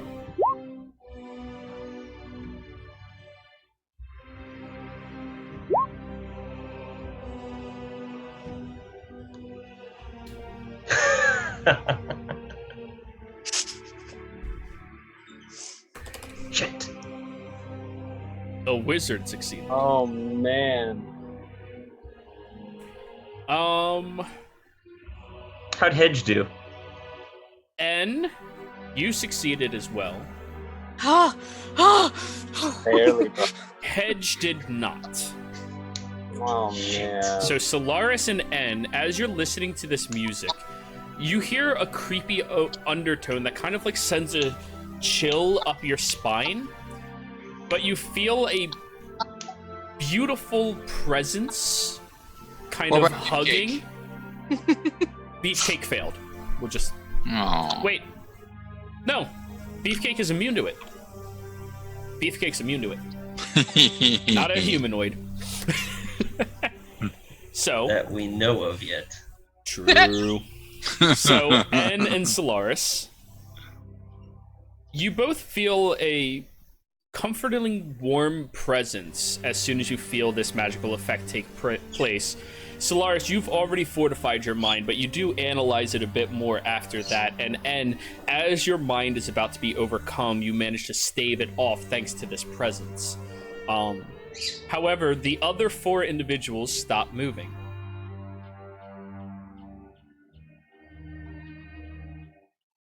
The 2 of you are the only 2 seeming to function right now.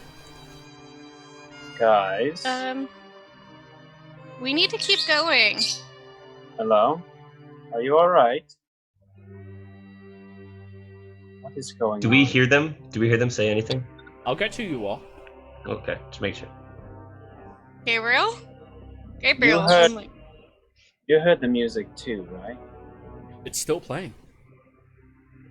You hear that as well?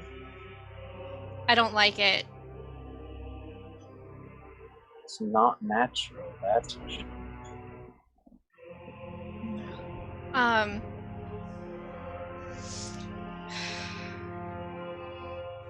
And I'll like try to shake Gabriel out of it. You begin shaking him, and he just falls backwards, closing his eyes. Chest still raising and lowering. Did I lose the oars? No, you're holding them. Probably have the little hook things too, so they don't just fall out. Somehow Rowan managed it.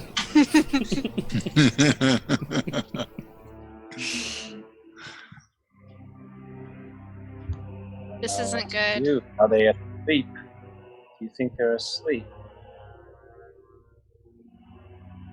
Knocked unconscious? I don't know what to do about this.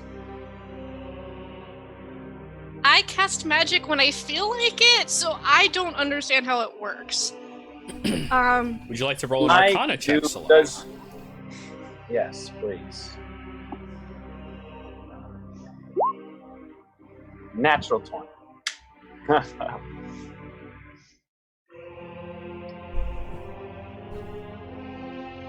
There's an uncommon form of magic practice called enchantment, where you cause people to be under an effect or under a spell forcibly into their minds. Now, not a whole lot of people particularly practice this form of magic because it's seen as very heinous to control somebody against their will. It's an evil activity, to say the least. Based off of the music playing, and that being the initiating factor into this effect happening to them, and the effect of Gabriel being interacted with, being he goes to sleep, the music is clearly at cause for this. And to the best of your analysis, if the music ends, the effect ends as well. Enchantment magic is very reliant on a factor of concentration through or filtering of the spell. The music is the filter. Can I just kind of talk to Thule telepathically and ask him if he sees anything? Any people or creatures around? Have Thule make a perception check. Wisdom check. Thule is very confused right now, and Thule is also not real people.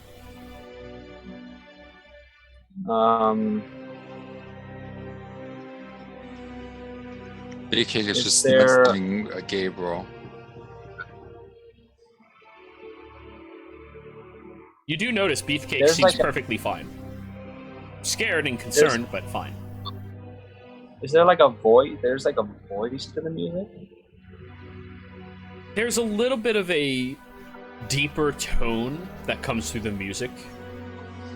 Something that sets a level of ambience to it. Can Beefcake roll a perception check to see if he knows where it's coming from? No. Beefcake is not useful. He's adorable. Can I? Well, I turn to N and say, well, if you give me about 10 minutes, I can try and detect where this magic might be coming from.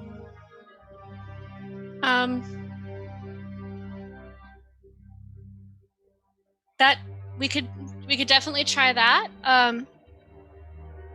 I'm also going to try something else. Okay. And I'm going to attempt to cast Charm Person on Gabriel to see if I can Counteract the other charm. counteract the effect. All right. N. This is going to be an opposed charisma check. Give me a charisma saving throw. All right. Not bad. Ooh. You press into Gabriel's mind and you feel that there's a different presence there, kind of grabbing and hooking around it. You almost sense the presence is shutting off all sensory that he has.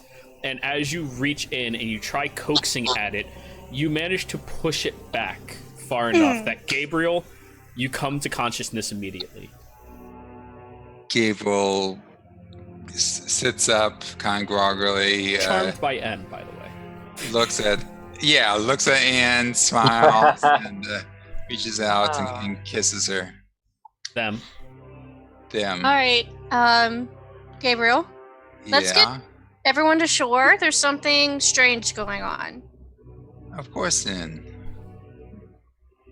Do you want to tow the other boat again? Yeah. We'll need to. Give an Then- athletics.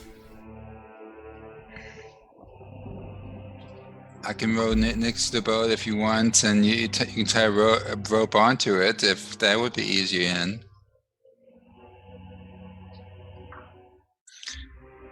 Hey, Beefcake, how's it going? So give me that athletics check, Gabriel. You're pulling both boats with no help. Let's see. Athletics. I mean, I can try to. Roll an athletics, Lars.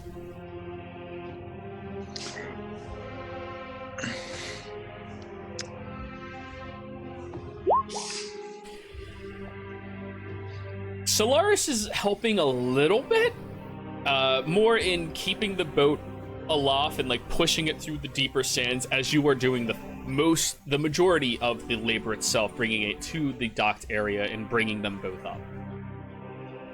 Uh-oh. Someone's gone. Are we out of the range of the music? Damn it. 1 second. Nope. Cameras are fucked again.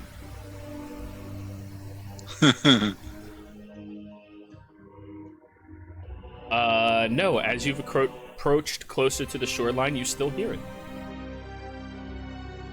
Is this good in? How long does this charm person last anymore? 1 hour. An hour. Concentration. Oh. Does this sound closer, or is it just kind of all around us?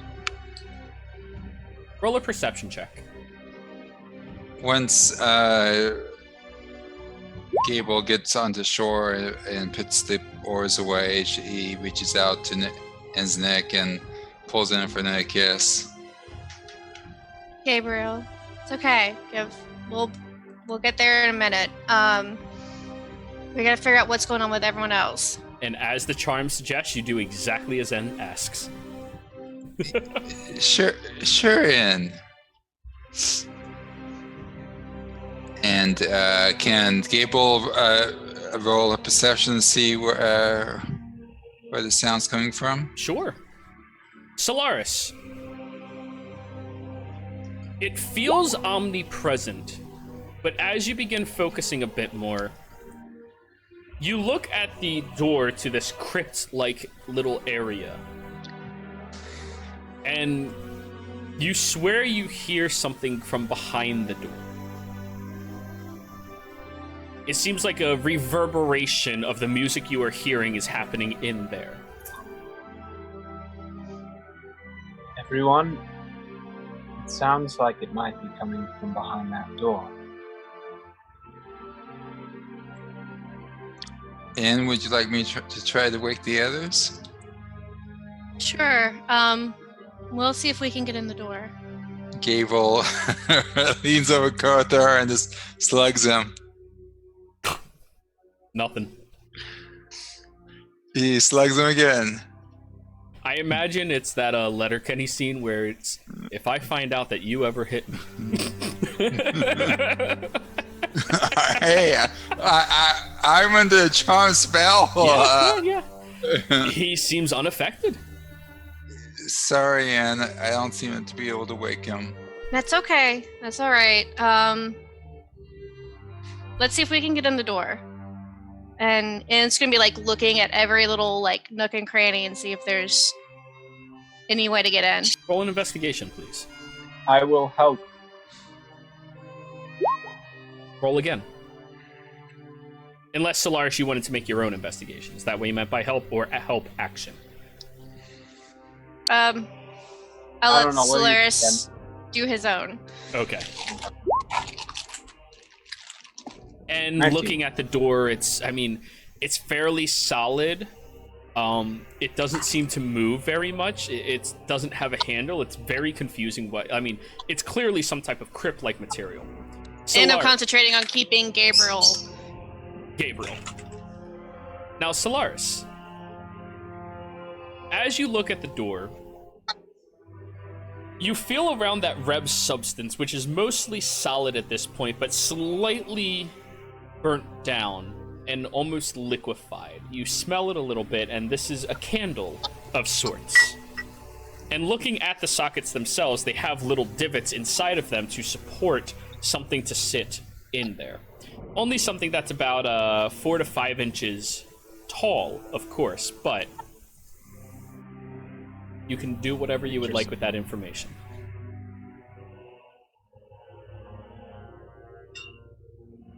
So it looks like it can fit something that is 4 to 5 inches tall. Mm-hmm. And it looks like it has candle wax going down the eyes. That Reb substance is candle wax.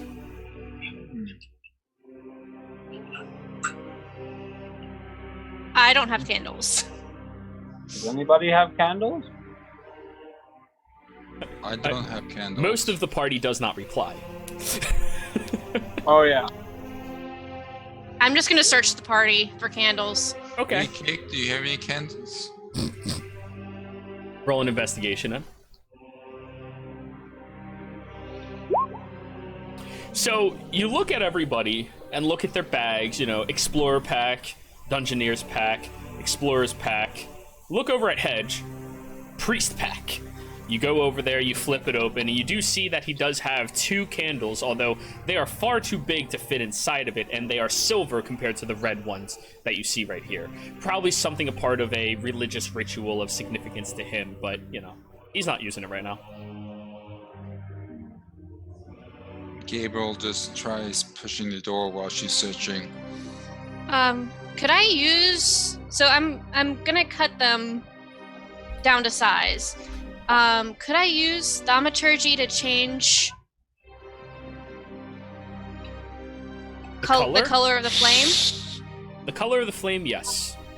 That you can change with it, but not the color of the candle, unfortunately.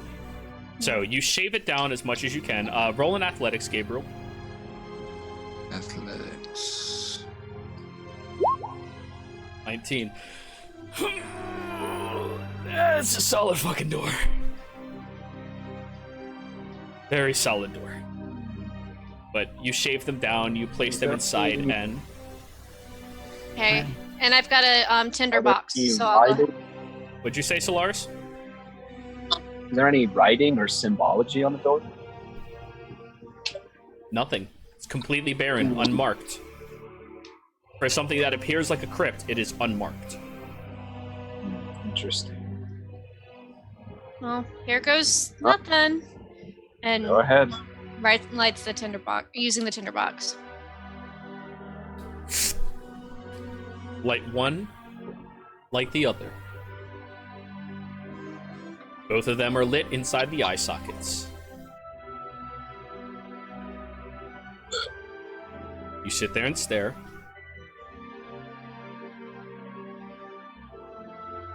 They are slowly burning. Gabriel tries to push the door open again. Okay. Yet again, completely solid.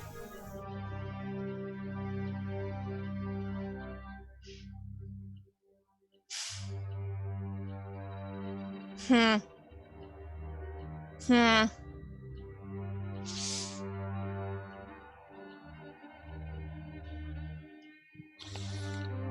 Would you like to continue rowing to where we're going? We'll go out of range of the song.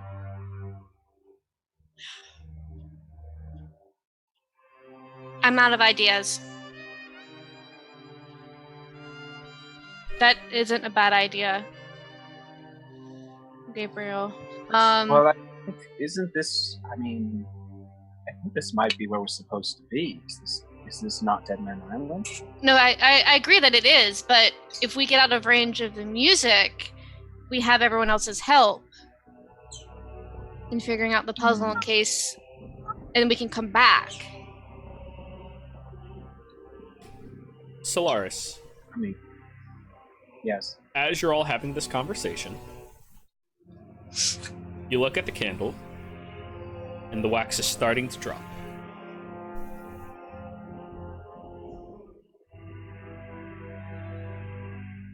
Wait. Let's see what happens. 5 minutes go by, and the wax is almost down the entirety of the candle.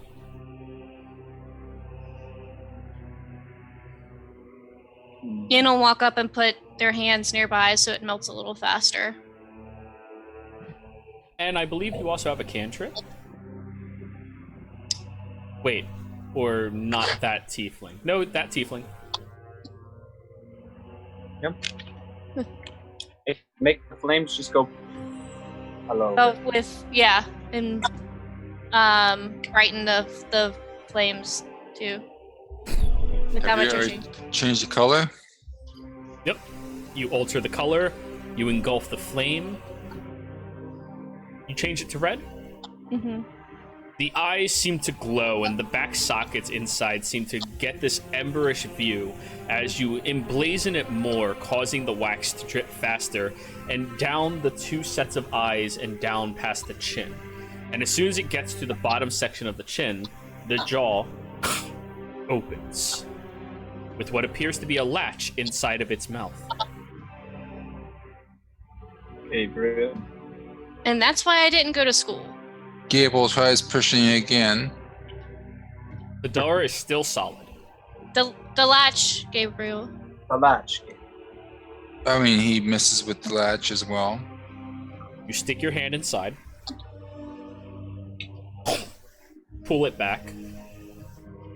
The door lets out this very loud hissing sound before dragging towards you and pushing the sand even further past you. You notice the door itself went down deep into it, another almost 6 inches or so. And as it opens fully, you do see a set of stairs, perfect dark stone, leading down into the crypt, only about 10 feet or so. It's pitch black in there, other than the fact that I believe most of you have dark vision. And as that door opens, Rowan, Kothar, you both kind of wake up and you have a bit of a headache right now. Hedge looks around and goes, "What the fuck was that?" Ugh. Ah, you are all awake. Edge, Welcome did back. we hit heads? Ugh. I don't even know. I feel like I just had 3 bottles of fucking elven wine. Oh, And I that washed sounds it down with decent right scotch. now. Ugh. And as everyone wakes up, in drops charm person, and I'm sorry, Gabriel. We really needed your help. Gabriel shakes it off. Point of order. Gabriel, in your head, the moment charm person is gone, you hear a voice. Why isn't it my... And then stops.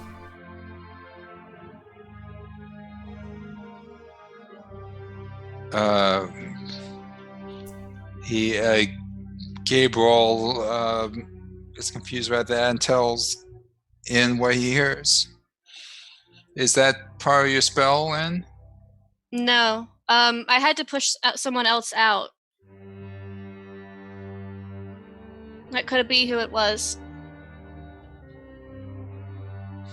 Sounds like. The other 3 look around and walk in. Did we make it? Hedge looks at the door and goes, "Are those my candles?" Sorry.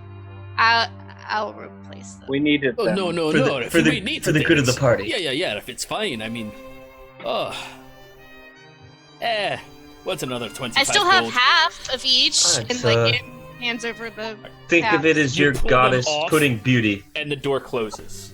No, I mean like I had cut them in half to get them to Oh, okay, never mind then. fit. So the halves that remain. All right.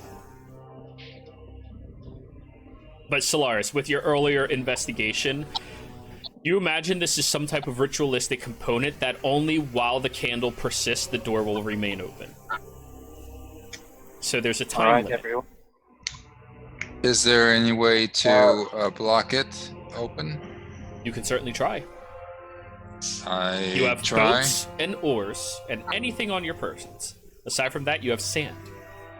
But the boats are so expensive, and we'll have to pay more if we don't bring them back.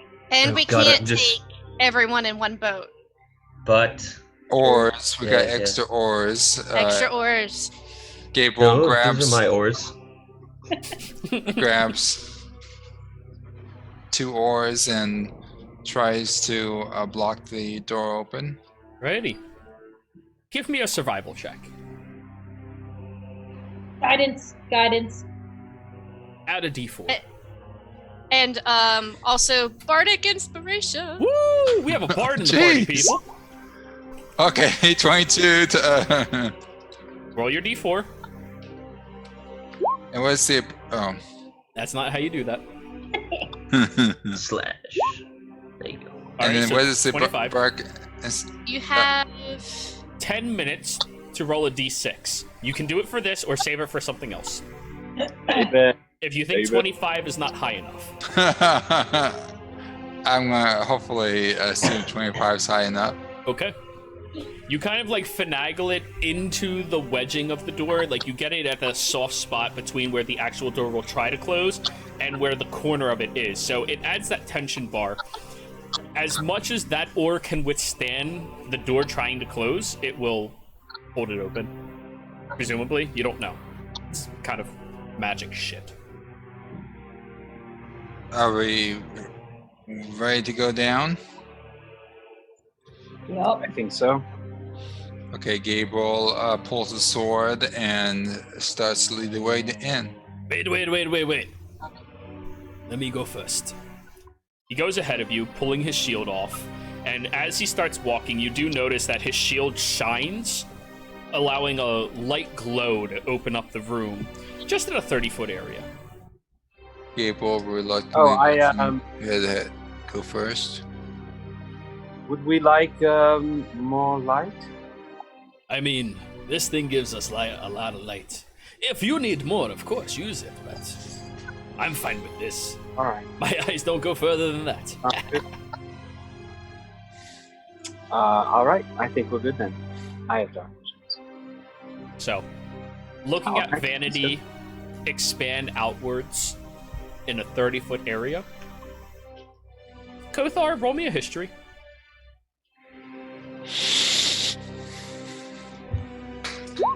11. The shield seems interesting to you. can't really place it, but it seems interesting. It's very ostentatious to have a mirror on it. Yeah. But you think somebody's done that before, you just can't place it. Interesting. Anyways, you all continue down the stairs. For a very short period of time, it's literally 10 feet, you're good. And looking around, you see that there is a large set stone tomb in the dead center, and 6 small offshoot tombs, all of them being stuck into the walls and long ways into them. Does it seem like a ceremonial chamber? This is a crypt, so in part, yes. Uh-huh. We still hear the singing? You do, but it seems way further now. Could I tell which direction it's coming from? Roll a perception.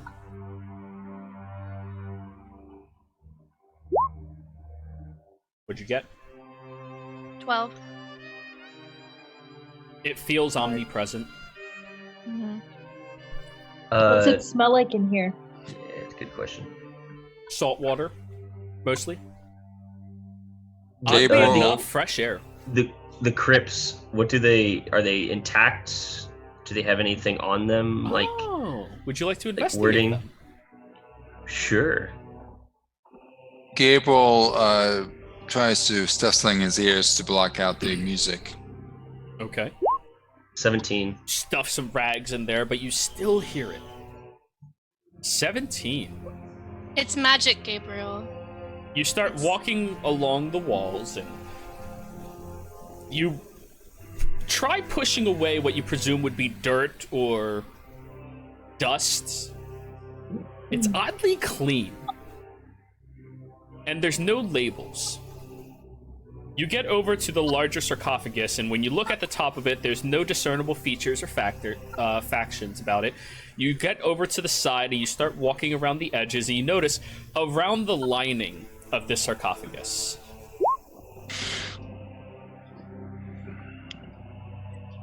Gabriel casts whatever he casts to sense the undead. very deep breath,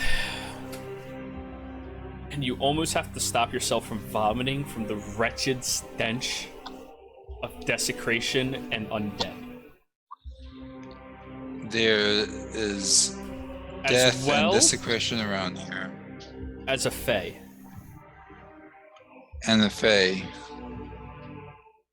Now, as I was saying, looking at the lining itself, you start brushing along the edges, which are very cleanly brushed off. It looks like somebody recently has gone through this place and cleaned it up, at least. It looks like just crosses. X's, T, X, T, X, T, along the edges, to most people. However, Kothar, with your knowledge of the very old world, these are actually letters. It's a name. Uh-huh. Gabriel knows the best hilt as well. Awesome. The name reads, The Great Clash, The Deprived, The Deal Breaker.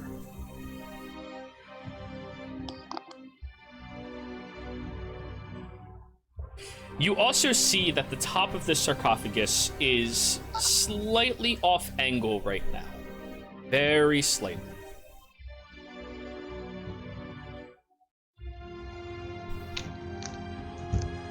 Do any of you know these names? The Deprived? The Do I? Deal Breaker? Titles, maybe?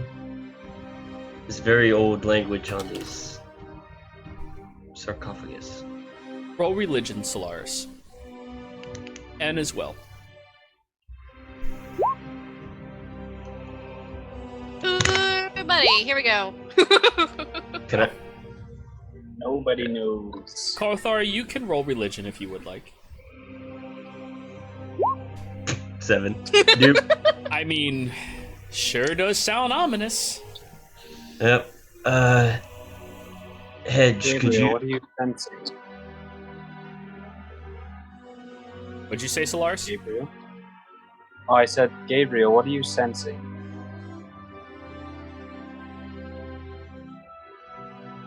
Gabriel? Yep, that's Sorry. you. Death, desecration, and a fey. Can I tell what direction? It doesn't give you that. But make sure you tack off one of those charges. I did. Thank you. Hedge kind of straightens up and goes, all right, well, there's only one way to go. Puts his hand onto the sarcophagus. Oh, yeah, okay, he's coming to help me, thank God. What? Oh, yeah, push. Yeah. Roll athletics. Jeez, he's rolling like shit. 11. We all are. Oh, no. Oh, God, yep. Gabriel Give me a second. comes in and assists. Yeah, young man, go ahead. Yeah. So does Rowan. Rowan comes over. Yeah, Rowan, help. Yeah. Kothar, you didn't roll that terribly. You didn't hurt yourself, at least. He pulled something. Let me help the dragon. Yup, Gabriel, go. Oh, Rowan, you think you are doing so good right now. So good. And Gabriel is just like on the other side. Yes! I'm helping! And as you push it off, it falls and crashes. And immediately you're all hit with this big, noxious fume of decay. I need a Constitution saving throw from everybody. Oh, Lord. Oh! Okay, how do you do a save versus just like regular Constitution? The saving throw box is above your skills. The box itself is labeled saving throw. Okay. Right above your skills. And just click it.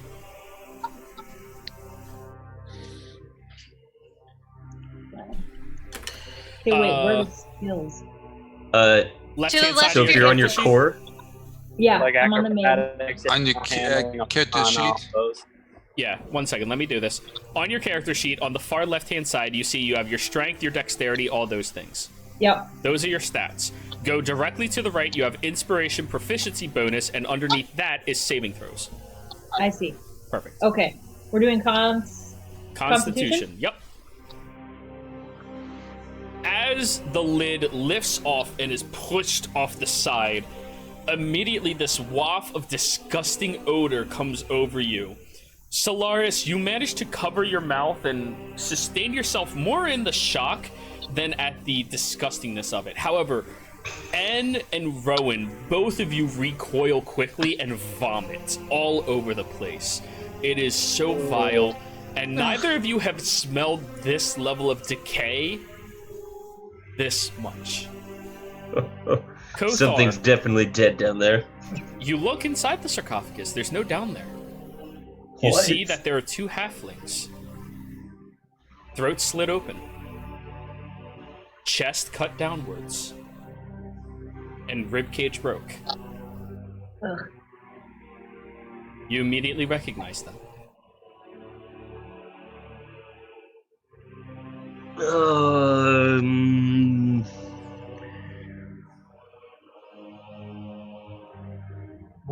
Is it?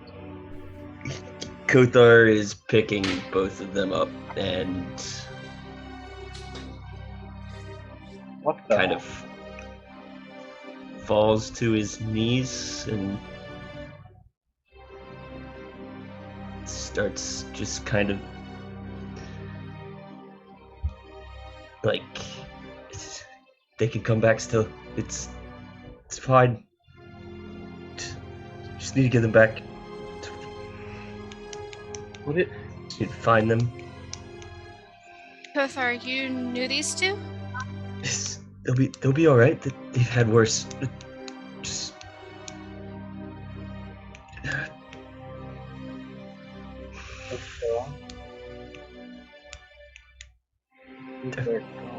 You're I really found you quiet, guys. Solaris. I think they're gone. no, they're not. They're not gone. Oi. We just need to get them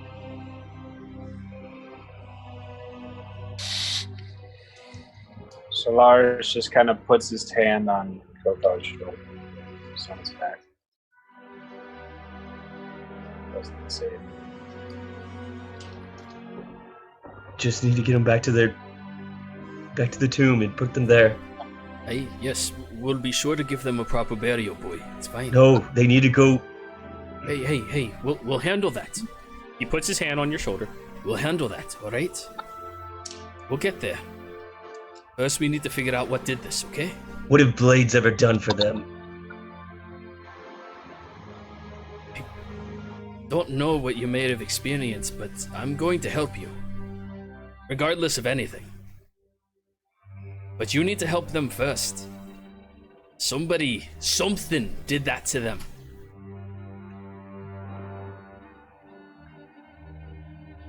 They'll pay double for each one. Focus on that right now, Kothar. We'll do whatever we can right after that, but we have to find what did this. They will understand Seraph's wrath. Religion check Solaris. Religion check Rowan. Head straightens. Finally rolling well on him. What did you say? You heard me.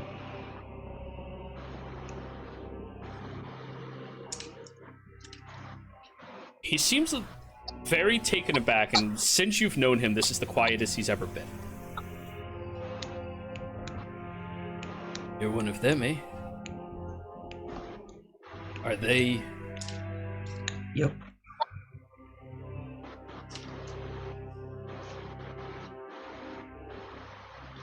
Stand by my word. Whatever is right by you and yours, you'll do. Fine. We must keep moving. This is actually probably better for them anyways. Looking down, Kothar, Not how they died, but... looking down, you do notice one short sword on the second one. On Q.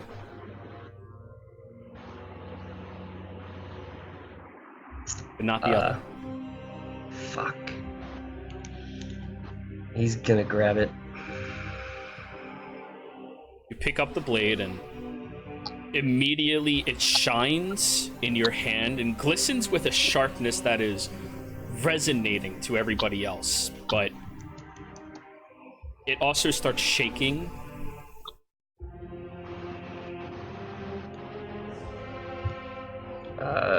Focus on it. I don't even think I can. You begin focusing on it. Unfortunately, you know you're Yep, not able to use it. Yep. I just need to look back. Shit. What is that? Not that one. It was Q's. They worked in tandem with each other. Both using a sword. Rescue. Funny name. Solaris, in all your years of researching artifacts and items, you understand that. Please mute yourself. I keep hearing myself through your mic, Solaris. Rescue is a duo of short swords that are synchronized with one another. One of them is Res, the other is Q. The wielder is always named after the blades.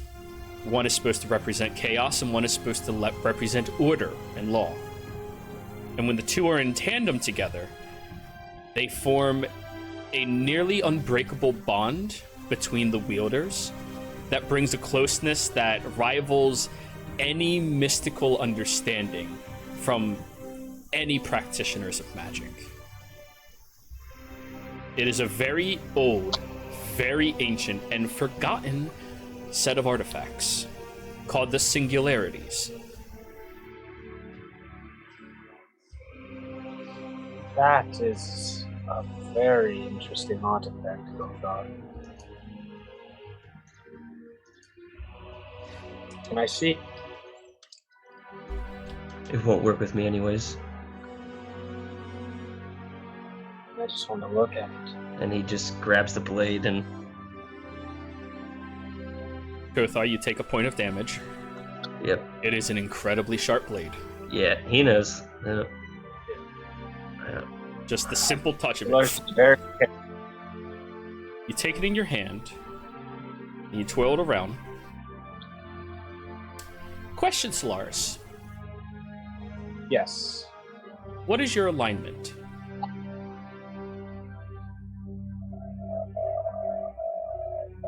Is a good question. I know I wrote it down. Neutral good.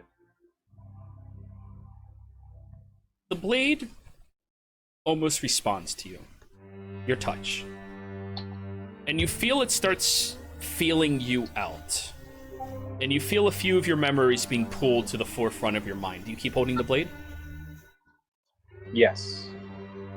As it does that, you feel like the blade is judging you, analyzing you. And during that time, it is shaking, vibrating in your hand. And after a couple of minutes, it stops vibrating. And you feel its presence is left.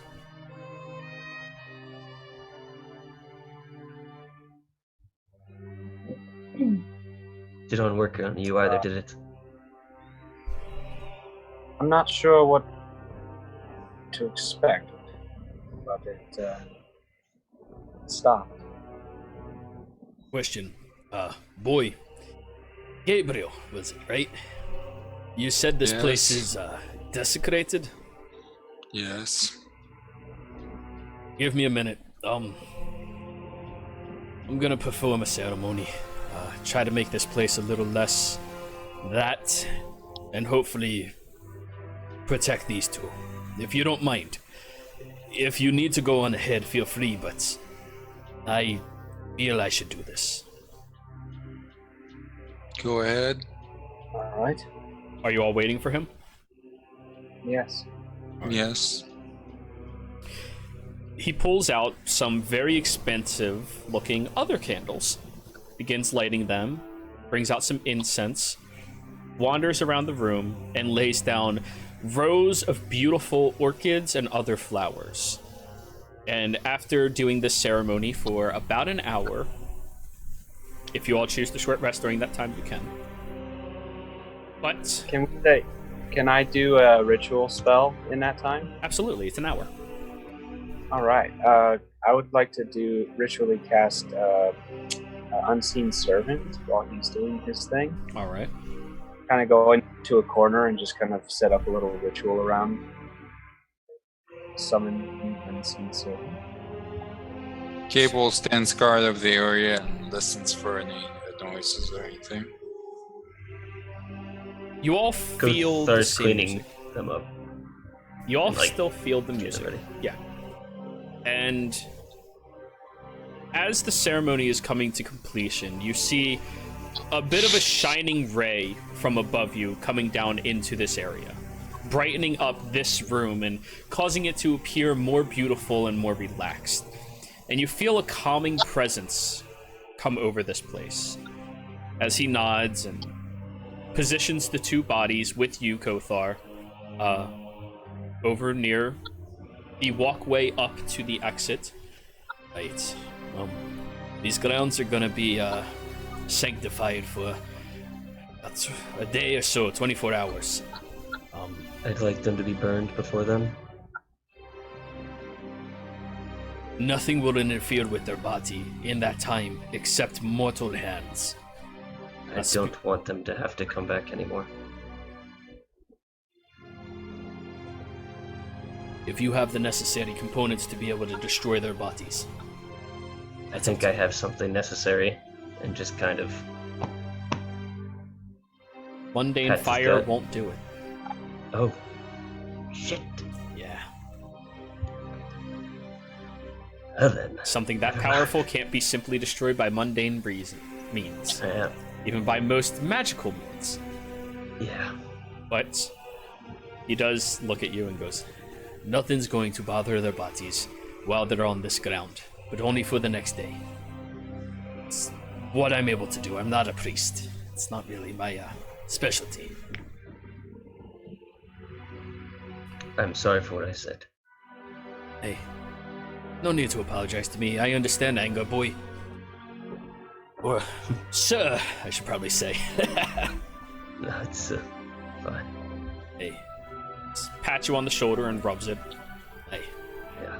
All right. Positions himself back over the crypt, where you notice there is like a section of it that goes down and lifts it and rips it out, and you see another set of stairs spiraling this time, going into the sarcophagus downwards. You can't see more than 10 feet at any given time, but it does look like it spirals for some time. Right. Onward. Hey. Jira, was there anything on their person, like just bracelets or... Roll an investigation. 5.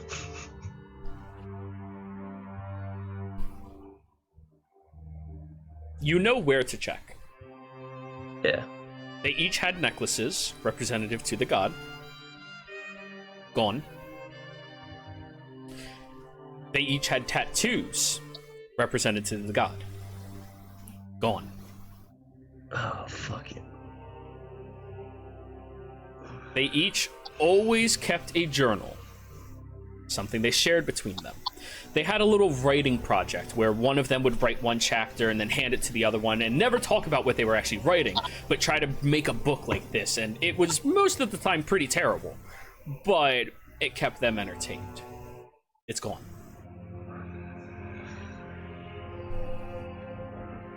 And bags, nothing there. However, it's very odd that Q's blade is the only thing left, despite the fact that it is the most valuable thing on them. Well, both of them are, but it is the most valuable type. Before we go, he just kind of looks at everybody. There might be a way to find the person who did this. I am making an assumption that they have it on them. The twins were very different in personality. Almost polar opposites. One was crazy, got into trouble, hated the law, did anything he could to cause a ruckus. Q, on the other hand, played by the rules. Apologized for everything their sibling did. This should be in the hands of someone that's more like him. Or that I think he was actually female. I need to look back.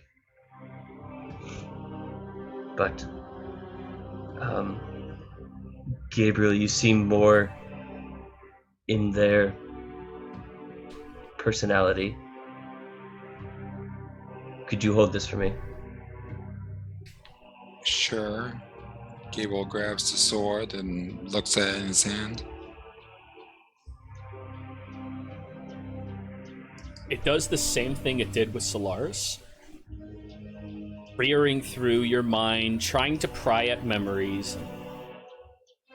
After it's complete, rejection.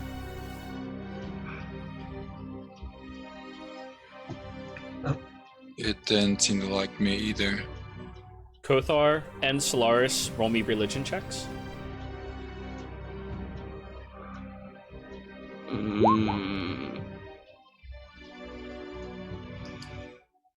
The reason the blades worked is because they were opposites of the other who wielded it, not because it was opposite of something specific. It's supposed to be the laws of attraction. Opposites attract. So it's not necessarily that you're looking for somebody exactly like Q. You're looking for somebody who's the opposite of the person holding the other one. Kothar, you want to hold the other blade? Didn't work on Kothar, Solaris, or Gabriel. I can tell you now it would work on me. That leaves you two, and just looks at Rowan. I'll give it a try. And... Sure. You hand it over to N. The blade starts peeling away your memories, digging very deep, stretching and coalescing around the worst of them that you have, bringing them to the forefront of your mind. You hear a little voice in your head. Stop them.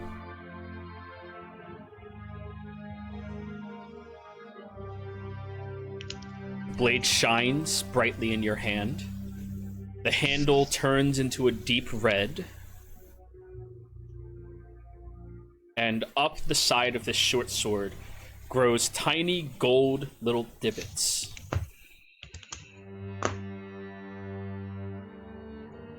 Congratulations, and it seems like it's likes you. Well, this isn't a weapon I know how to use, so we'll have to work on that. But, Kothar, I was hearing things.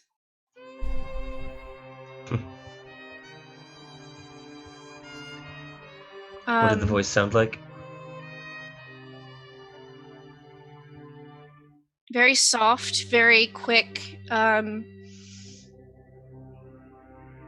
saying stop them. So whoever did this must be on the other end of this sword. Hey, fuck it. Hedge just starts heading down the stairs in a hurry.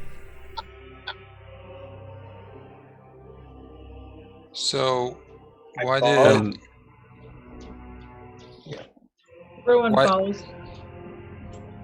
Gabriel follows? Yeah, and is like trying to figure this out as they go.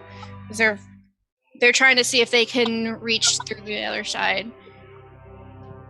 You begin your focusing process, and do you want to say that during the short rest you did this, not after the short rest you did this? Okay, Sure. Cool. Yep, yeah. So after a short rest and some downtime spent, you feel this sword likes you. You can't really describe it as it's an inanimate object that seems content with you holding it. It's much the same way as, you know, a person would feel content with you spending time with them.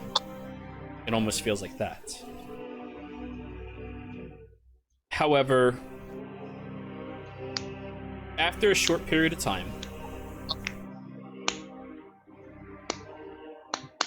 you feel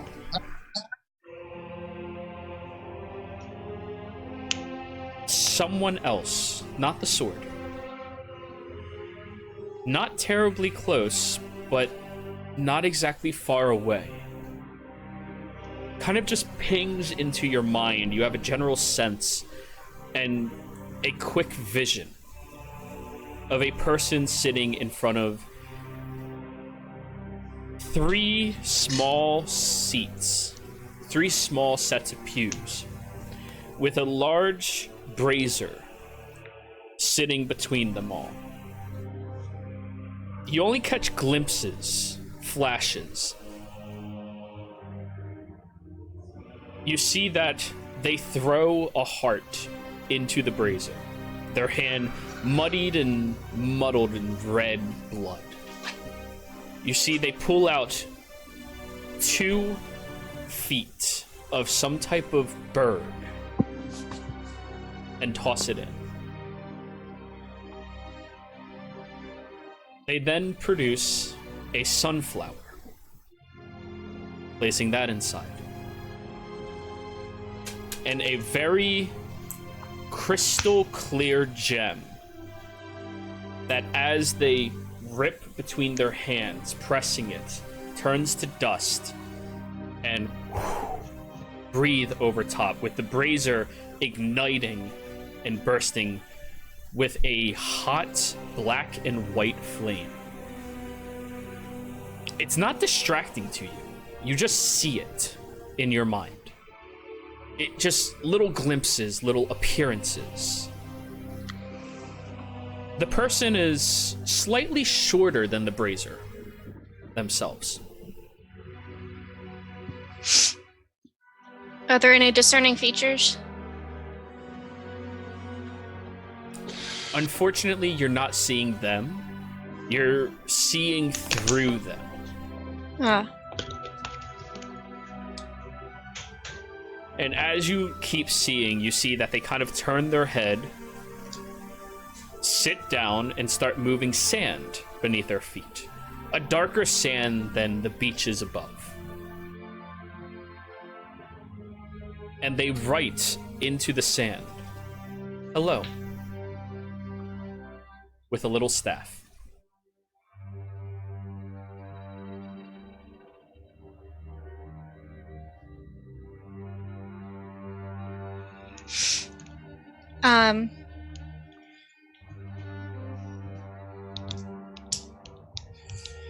You have not heard anything, all you've done is see.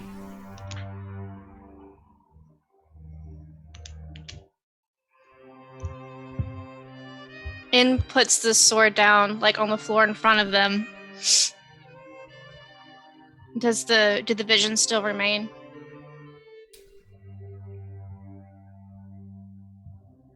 No.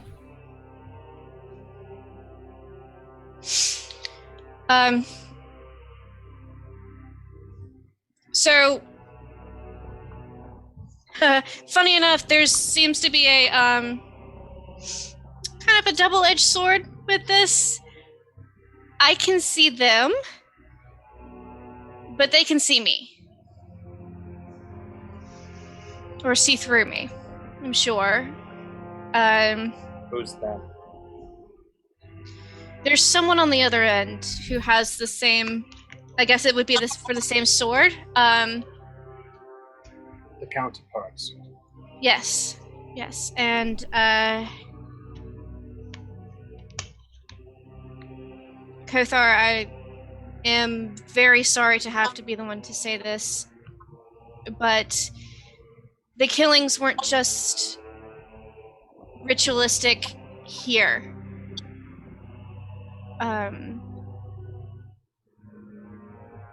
I saw a heart being used in some sort of spell, some sort of magic that was burned into a fire with a sunflower, bird foot, clear gem dust, and resulted in a black and white flame. I don't know anything about that type of magic, but... Kothar, Solaris, religion checks. Hedge will join you. It'll be fine. You'll only see one more heart. N, nature check, please. Sure. Not just a bird foot, two of them. Two. Mm-hmm. Ravens. 2 raven feet. Which, as you have that epiphany and mention it, these all seem to be focuses of gods, but gods that are no longer worshipped. Solaris and Kothar. There was once a deity known as the Queen of Ravens, who watched over this plane and kept it safe through the eyes of Ravenkind across the entire plane of existence. She used them as her agents to make sure that nothing would cross over or dampen the effects that humanity had on this plane. The sunflower belonged to Solarite, the god of the sun. The bright star, as he was referred to.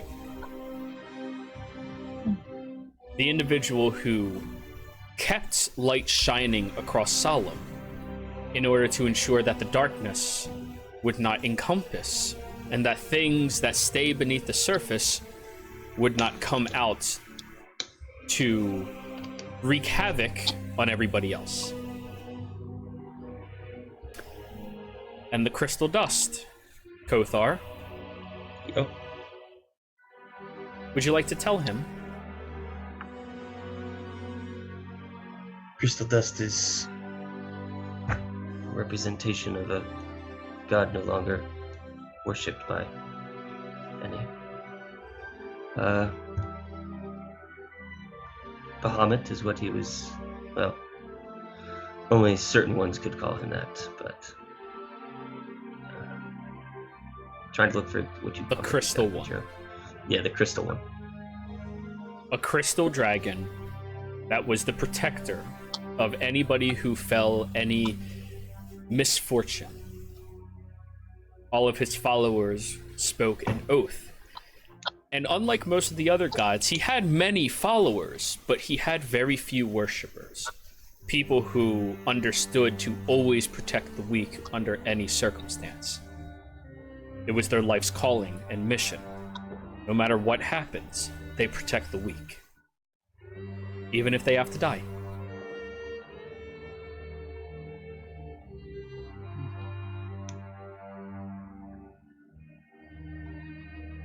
Well, then, what do you think this means? A ritual using symbols of these gods? Somebody's trying to stir something up old.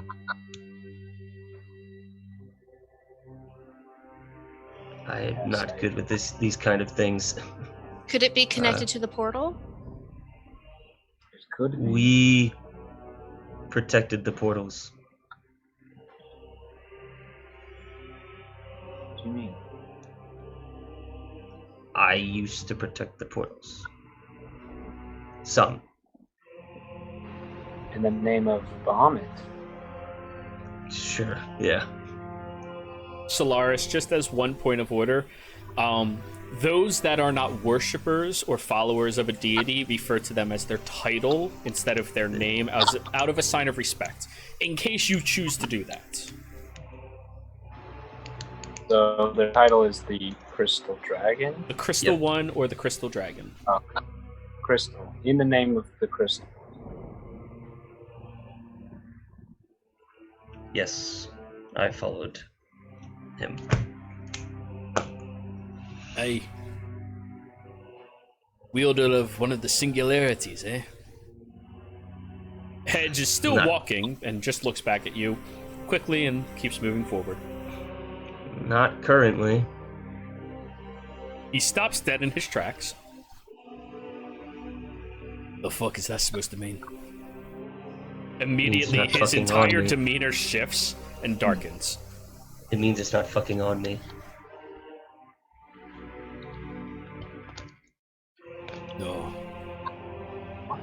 Fuck. Okay. Well, that's a new problem. Great. Alright. Which probably means that most of them aren't on any of them. That's a problem. Alright. Yeah. Which means we should probably deal with whatever's down here now. Aye, aye. Before So, I get... Keep moving then. so whatever's down here is either ancient enough or has learned enough to know what these things are. Yes. Clearly. I think to find out more, we have to see for ourselves. Agreed. But in the meantime, would anyone mind carrying this sword for me? I don't want it to be a constant signal from me. Hedge holds his hand out and then looks at Kothar. May I? It's fine. And I'll take it to be sure that we're making progress along the right way, but I don't want whatever's on the other end of this to be in my head constantly. Aye. He grabs onto the blade for you, and he just squeezes the handle and gives a short prayer, and you see a quick glow around the item, and then that glow hugs and snuffs the original light that you had into the blade itself. Right. If anything evil tries seeing through it, they won't be able to. That's helpful. Hey. But I'm kind of expending myself a lot here, so let's be sure I don't have to fucking hit something too hard. Well, I certainly appreciate your help on all of this. Yeah. His demeanor has shifted considerably. He seems much more serious now than he was up there. Onward. Yes. So, you all continue down the spiral staircase. It feels like a long time, but it might just be the anticipation building up in each of you. The stairs are becoming more and more frustrating as you descend, and you can't help but to notice you do hear running water near you. Presumably from the water outside that this little island is built inside of. You're not sure how far down you're all going, but you do know that it's probably a dangerous depth. And as you continue down, Hedge being the first one up front and Gabriel being the one right behind him, you both come up to a door. The staircase is too narrow for everybody to fit and look. But when you get over to it, Hedge kind of looks up and goes, "Are any of you good with locks?" Our previous friend was. I'm not sure. No. Okay.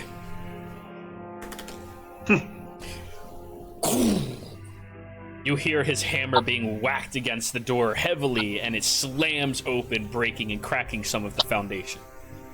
All right. Throws the hammer over his shoulder. Oh, that's better. I was getting frustrated. All right, let's keep going. Keeps walking, and when all of you get down, you kind of look around, and you notice the sand has shifted into a darker, almost brown, reddish tone to it. This looks right. Considering how deep you are, it's very cold. You can kind of see your breath in front of you. The room is about 20 feet wide in total and only about 10 feet tall. Across this chamber, you notice there's 3 entities curled up in the corner, chewing on something fleshy. These darkened, shadow-like creatures are ripping, and peeling it apart, although they all seem to be solid, despite the fact that they're hard to look at and really appear. And as you're all kind of standing there, Hedge kind of takes a step back and tries being a bit more sneaky now. Would anybody else like to accompany him? Yes. Yes. All right. Aw. Disadvantage on him. Yep, that's about right. We're doing averages.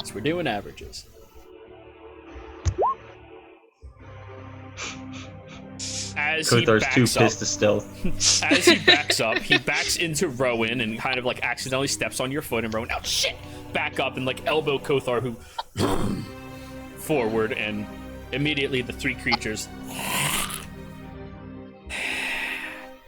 6 eyes appear on either side of the head, and the face stretches backwards, almost like a dog, as they pounce, grow lower, and get ready to jump. Well, Now it's initiative time! Woo! Hey. yay, battle town. All right, let me get Hedge situated. Damn it. Forgot to click my token. Oh, shit. Go ahead and click it and then re-roll it. Yeah, but I'll take the one I had. Of course. Whoa. Can Man, keep can I have my first I one? forgot to click again. Yeah, you get your first one. Yes, Oh, it's thank always God. the first one. Okay. Because my first one was 17 and my second one was 4. Oh wow, I got the same one. Very nice. Wait, where the fuck is this character sheet? Okay, there it is. Sorry, this is an old character sheet. It's not rounded out.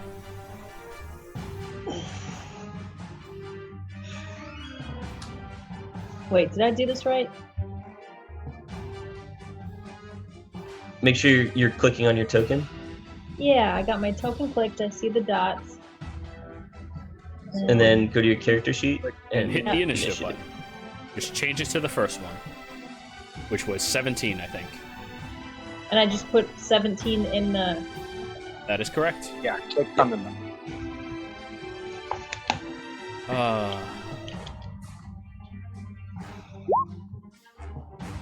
Nice. Terrible.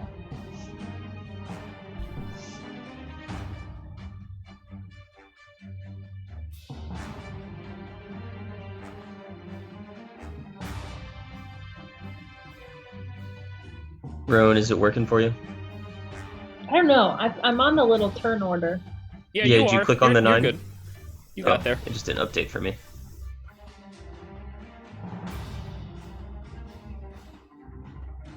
Because you rolled, what, a 17 first? I rolled like 5 times. 17 was your first one. Yeah. All right, I believe that's everybody. So, Solaris, after your companions have created a ruckus, let me move Kothar up front with Hedge, who bumped into Rowan. Gabriel is right there as well. And in Solaris, you can decide where you are, but you're looking across the room. They're only about 40 feet or so away from you, and you see these creatures beginning to ready and hunch their shoulders and get ready to pounce and attack you. What would you like to do? Okay, so as soon as I see, there's 3 of them. Yes, there are. Oh yeah. Okay. Can you hear? You're kind of choppy a little bit. Hello? Oh, Hello? I can hear you. You're just choppy. I assume you can't hear me if you're asking hello. Oh, there's big lag. 1 second. Yep. Big lag. Let's see. I would like to point out that not a single one of you, other than him, rolled higher than a 9. Rowan rolled a 17. Hilarious. Fucking dogs rolled a 9. Okay, so from the back of everybody, you see Solaris's eyes glow blue, and he kind of like twists his arms around, and you see 3 little golden orbs start to float around him, and then he like thrusts his hand forth, and all 3 of them shoot out. He's gonna cast Magic Missile and eat 1 dart for each hellhound. Alrighty. Roll 1, 2, 3, and we'll go front, left, right. Right. I'm just gonna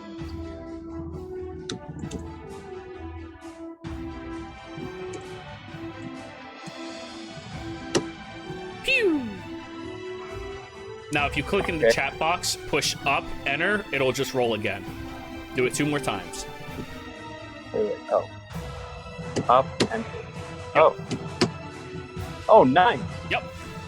Quick macros. So each All right. one takes 4 points of damage. As you shoot these beams of light, the dogs seem to like open their mouths and try biting it, but then recoil backwards as they realize that this is not something that they want to eat. You see their hit point bars, right? Mm-hmm. I think so. They seem a little annoyed at the missiles. Yep. And then I think that's it for my turn for now. I'm just gonna stay behind everybody.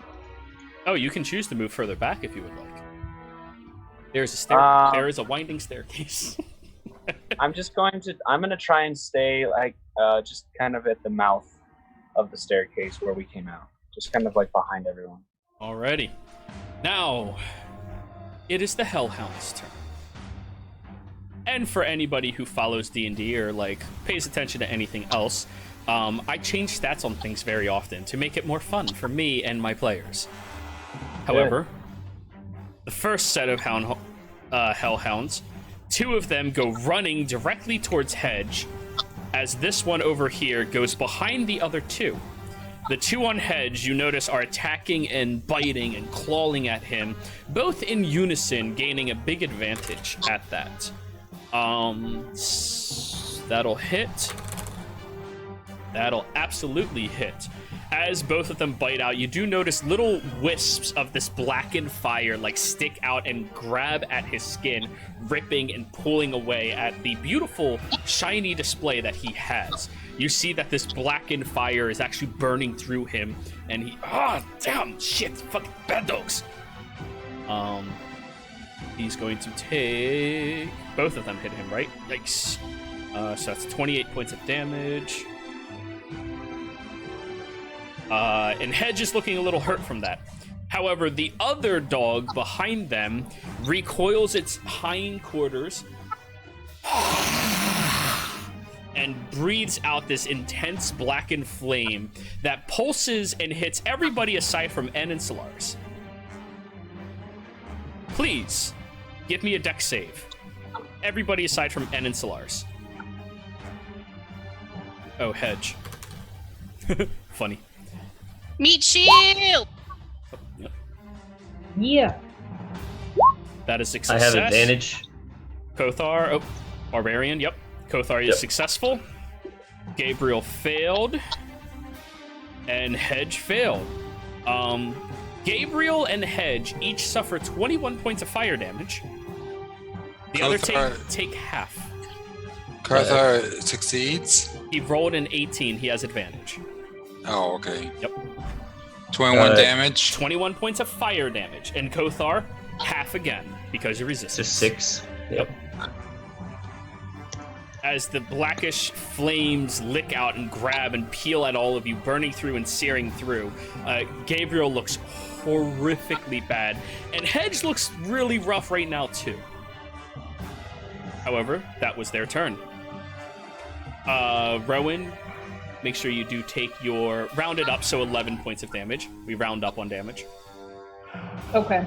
So Could now could I have used that inspiration for that? It's not. It's too late now. Yeah, you have to use it before the roll is made. It's not a retroactive gain. Oh, okay. Unfortunately.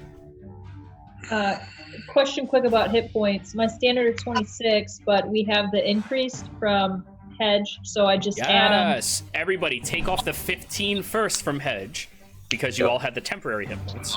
So Gabriel, add 15 to your hit points because those are all gone, but... No, I figured it out. Yeah. Cool. Okay. So I believe that means you only suffered 6 points of damage, Gabriel. Yep. Cool. Then I'll add another 15 to Hedge, too. Thank you for reminding me.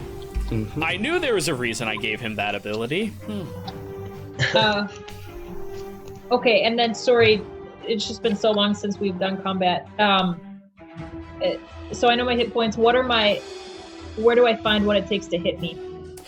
Your armor class. We have that listed down below. AC. Got it.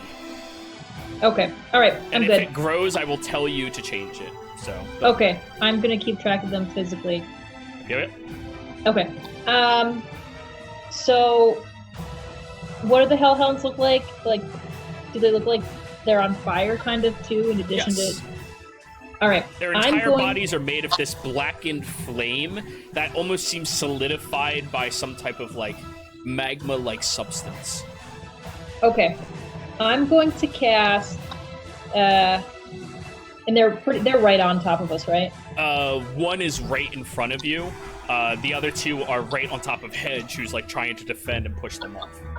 All right. I am going to cast Create Water. And I have an option of like making it rain within 30 cubic feet. So I'm going to do that right on top of the Hellhounds, but it's going to be like winter themed. So it's like sleet, just like raining down on them like a shitstorm. Not and quite then, snow cloud. Okay, cool. Yeah. Okay, so that's a whole action. I'm trying to find the spell on your sheet. Where is it? It's Create or Destroy Water. It's a first level. All the ones am using don't have a red marker. Oh, okay. That's how you're organized. Okay, cool. I was reading it vice versa. I was like, I have them all. So you douse flames in the area. I'm going to say for the purposes of that, while this is happening, they have disadvantage on attack rolls and ability checks. Can I use a bonus action? You have a bonus action. I don't know what you can do with... Oh, yeah, Druid. But I think what I'm going to do instead is I have a second level spell I can cast on, it takes one.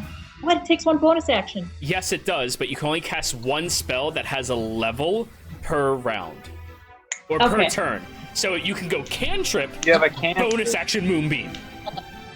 Okay, wait. And so I can't cast my cantrip now either. Unless it was a bonus action, which none of them are unless you have Shillelagh. Okay, well, I'll just stay where I am, because I think I'm... You can turn into a wolf or bear. Yeah, I'll wait. Alright, cool. So, that was Rowan's turn. You see the dogs are starting to, recoil from the little bits of sleet that's sunk into them. They start, jerking and acting a lot more uncomfortable now. However, two of their attentions are now fixated on you, Rowan.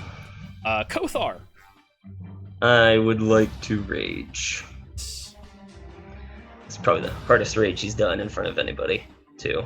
So you let out a guttural little growl that kind of bellows out from your chest and emanates into the room almost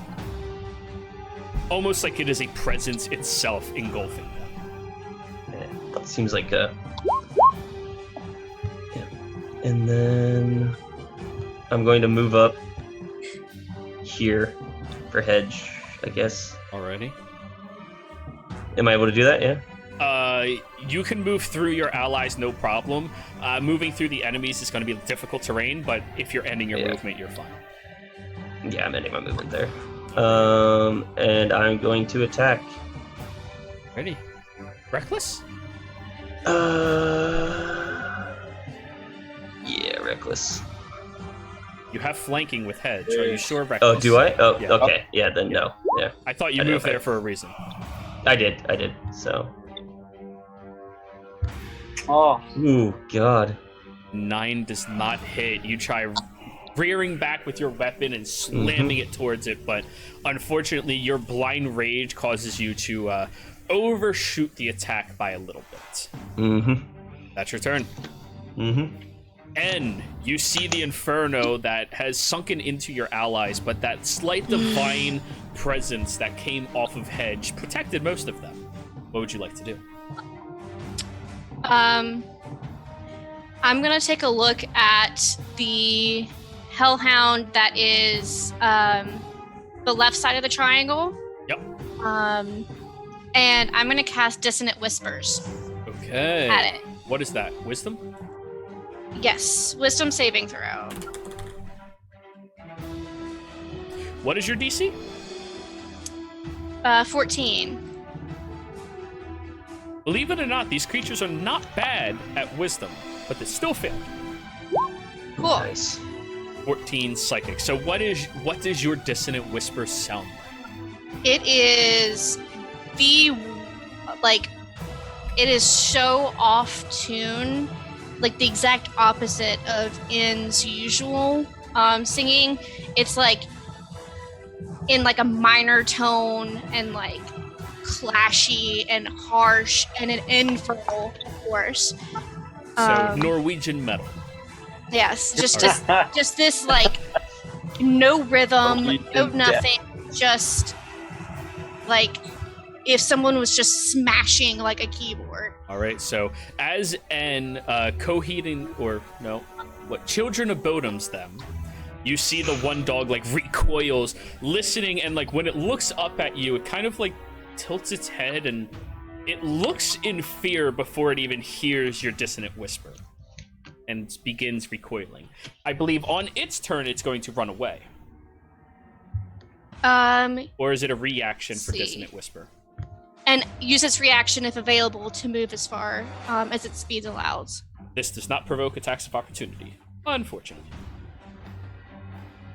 The one hellhound looks at N and listens and then books it the fuck out of there, running all the way to the very back end of the chamber. Now, let me just be sure it does not provoke attacks of opportunity. It should say on the spell. The creature doesn't move into obviously such as fire or a pit.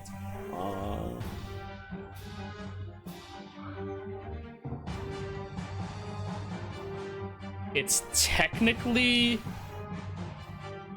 It is using its reaction to move, so that is not forced movement for things like gust or anything. So it would provoke an attack of opportunity from Hedge, who will take it. Damn, that sucks. Yeah, he missed. I've been rolling shitty all night though, so let's keep that going. And then bonus action inspiration to Kothar. What do you say? Make him pay, Kothar. You feel an invigoration in your mind. Gabriel! Gabriel, with sword held out, moves around opposite of Kothar and attacks the bottom, the front Hellhound. Let's see. The one right in the front there? The one closest to Hedge. All right, go ahead. You have advantage from flanking. 21 hits. Cool, and I'll use your favorite, Smite. Yes! See, that's what a paladin should always be doing, is smiting. Hedge is using his spells for helping. Flash, and then Smite, Divine Smite. These are fiends, by the way. Okay, so the more powerful one? Yes.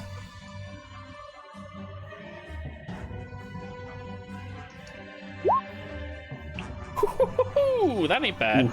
So as you bring your blade up towards it and you whack into the side, you watch as a bit of energy coalesce and explodes into them very aggressively and causes the dog to move backwards.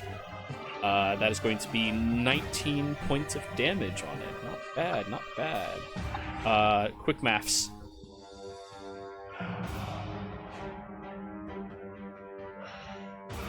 Yeah, 19. Yep. The Hellhound looks hurt. And that's your turn, right?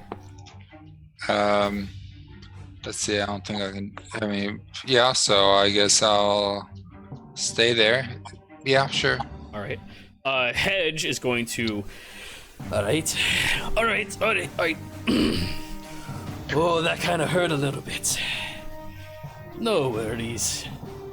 Takes a big smile, and you watch as some of his wounds begin healing up. In fact, most of his wounds begin healing up. That is going to be 15 points.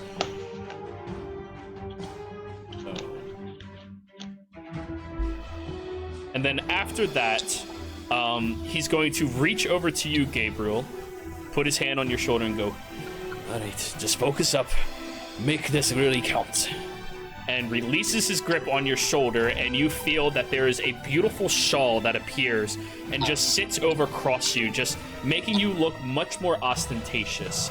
And you have +2 to your AC for the next 10 minutes. Divine. Yeah. Cool. Yep. And that's Hedge's thing. Positioning a bit more closely. Solaris, your turn once again.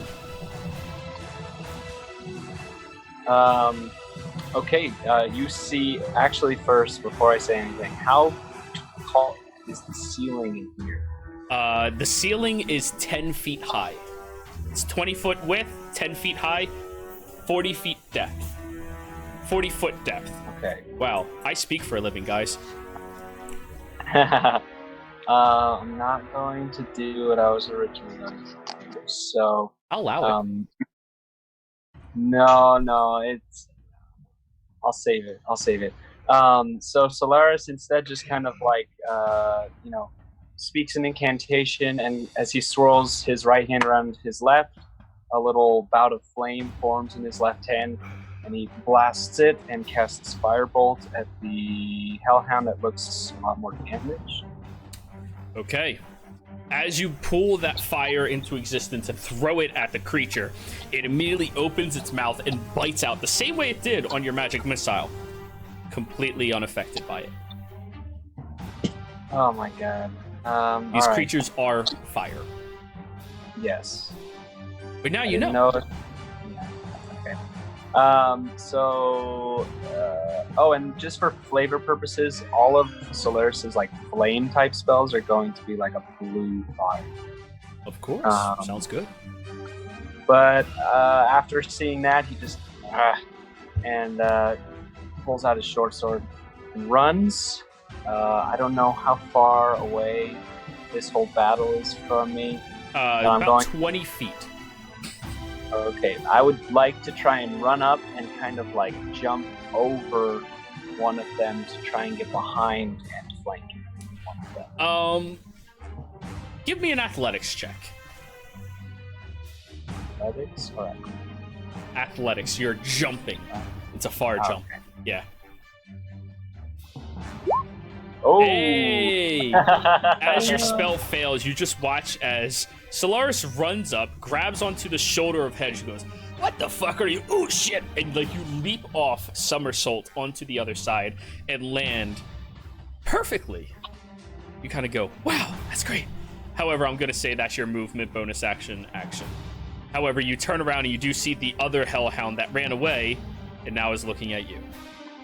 Alright, that's my turn. Already.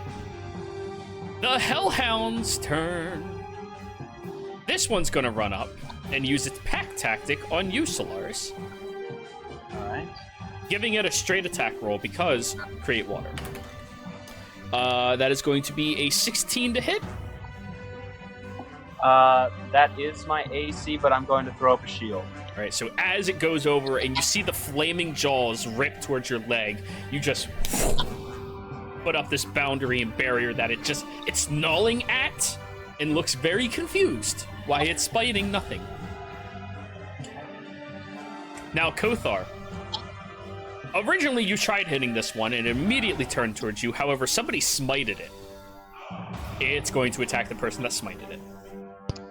Yeah. Both of them, who have pack tactics, are going after you, Gabriel. That is going to be a 9 to hit. No. All right. And that's going to be a 19 to hit? Nope. Nice. 21. Huh?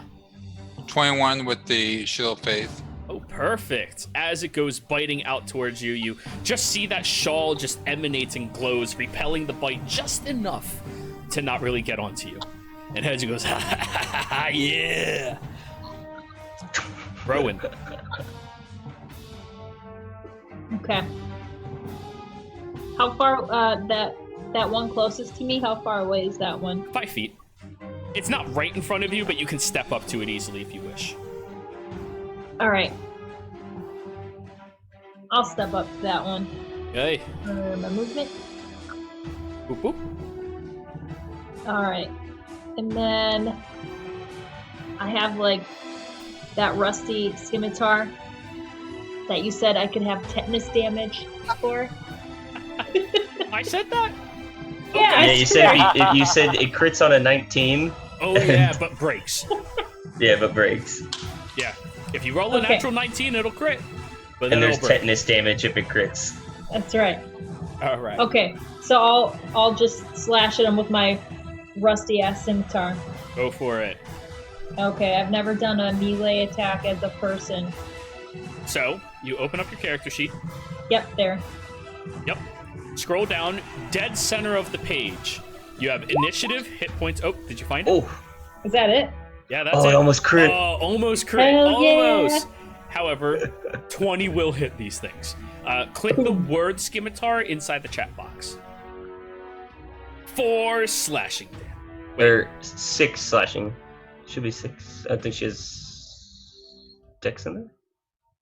Let me change your sheet real quick. Yeah, it's saying That that says you don't get +2. dex.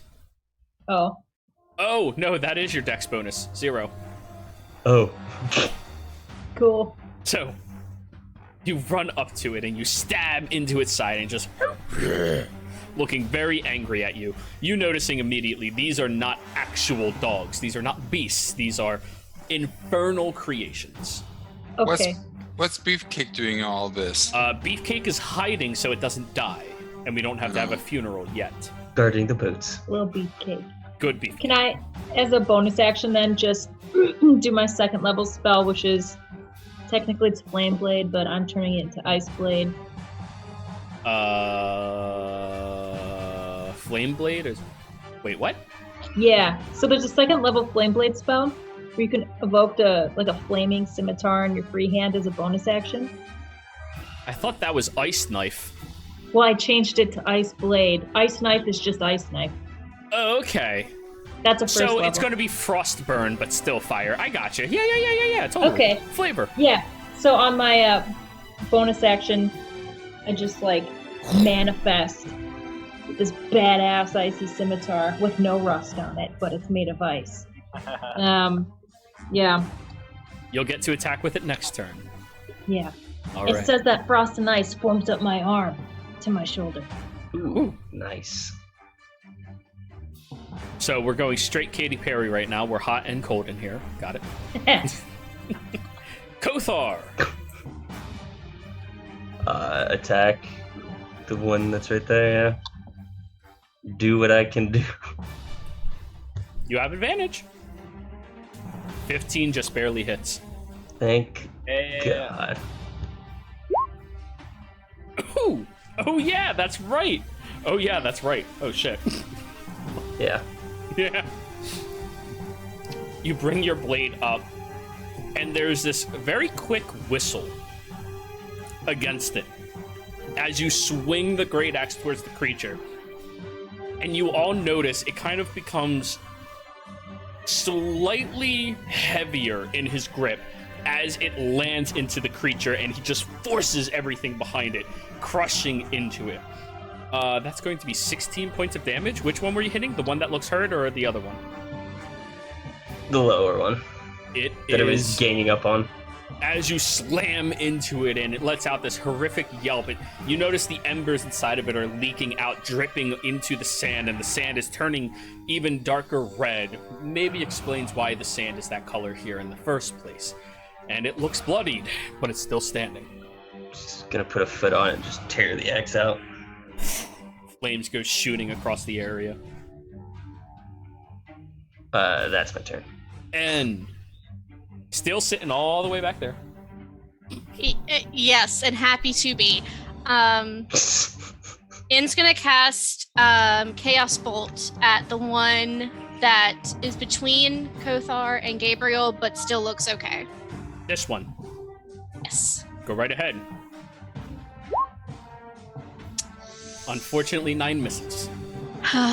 You pull your hand up and not really, huh? I would like to finally use one of my portents. Yes. What is End rolling? Instead of that number, she gets an 18. They get an 18. No problem. I'm just trying to make sure everybody gets in the habit. Yeah, for sure. So, for future notice, you have to say you're using portent before the roll is made, or before before the declaration of the roll is made. So the outcome. Oh, before before the I outcome. know the outcome. Yes. So, for future notice, keep that in mind. However, it's your first time. Hell yeah. And you aim outwards, and your hand's very shaky, and you're trying to focus on the creature, and as you shoot, you kind of feel that your bolt goes wide and overhangs, and you're like, shit, no!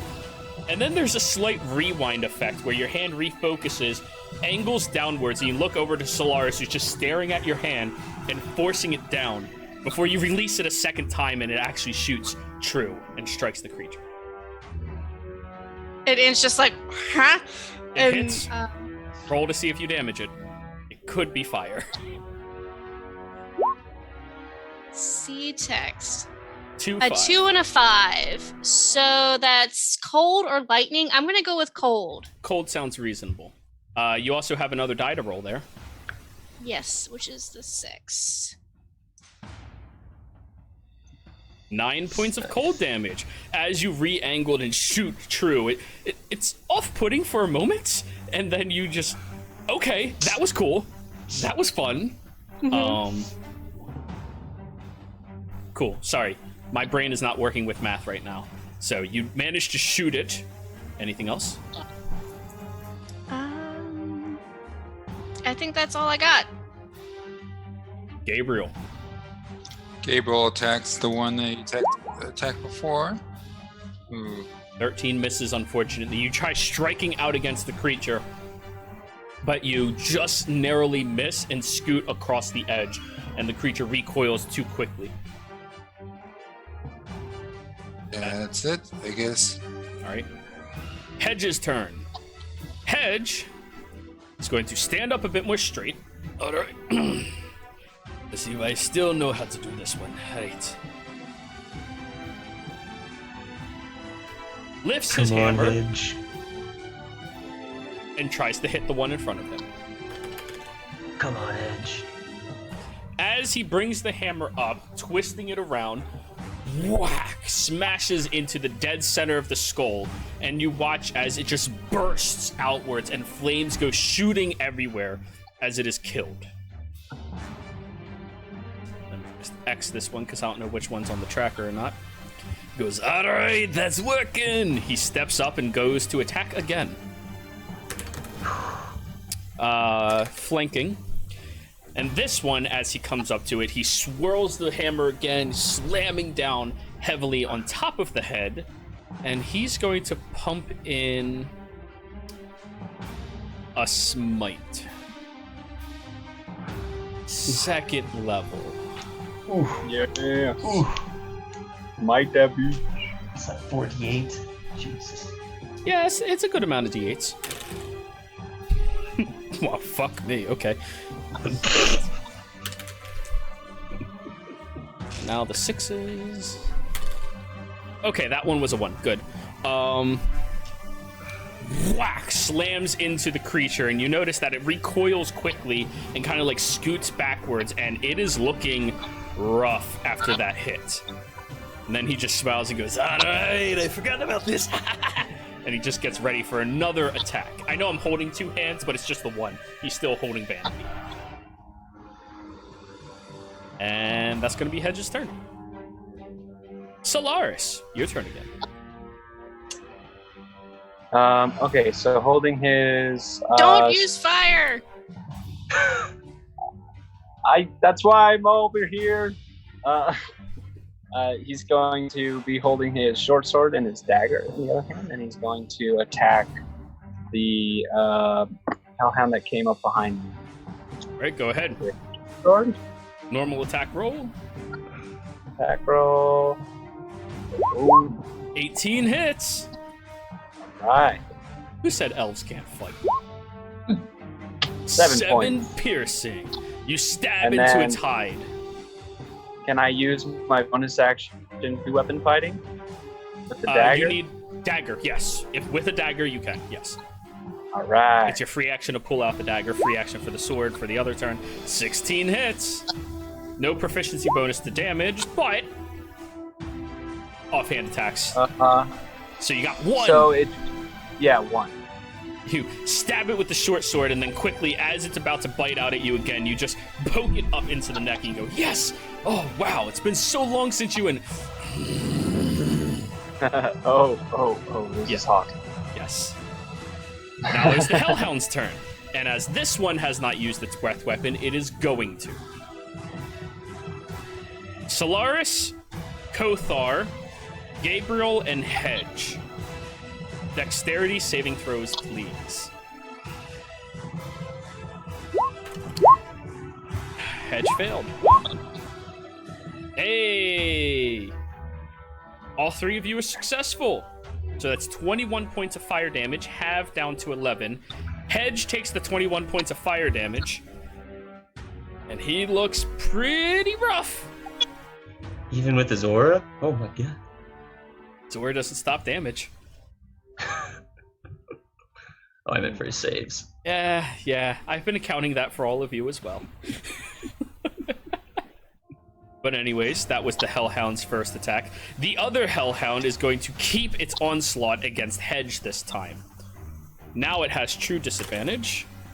That is going to be an 18. That hits Hedge. Wow, okay. Okay. Oh no. Bites out at him, sinking his teeth into his hide, and you hear he lets out a very loud pain, and he's just barely still holding on. Shiro, does he have to make 2 con saves for Shield of Faith? Yes, he does. Thank you for reminding me. Yeah, Oh, well, thanks. Shield of Faith is gone. I mean, for him to be honest, Yeah, sure. You know. It's like, I don't want the paladin dealing more damage to me. That is not a thing. However, that is the last 2 Hellhounds' turns. Rowan! You have your frosty All right. knife. Question about my frosty knife. Since I have the rusty one in one hand and the frosty one in the other hand, can I swing, like, if I swing with 2 separately, that's still 1 action, right? Only if they're both light. Scimitars. Scimitars, I believe, are light, but I'm not positive off the top of my head. So, then we go to your main page. They are light. They are light finesse. So yes, you can offhand attack with them. Cool, okay. So which one is in your primary? Which one's in your secondary? The frosty one's in my secondary, the rusty one's in my primary. Roll to hit. Okay. I am going to go up to the one that's closest to me that everyone's surrounding. Mm-hmm. Wait, there we go. There you are. And I'm going to strike out with the frosty blade first, and then like stab with the rusty one. Try You to have get their real advantage deep. on both. Okay. All right. So do I roll just 1 melee? Or Roll it 2? once with the frost. It should be on your primary screen. Okay. It is not on your primary screen. All right, just roll regular scimitar, and we know your die are a lot more. Cool. Actually, What? 21 does hit, but this is considered fire damage still. Remember, I said I'll allow you to flavor it however you want, as long as it does not change the mechanics.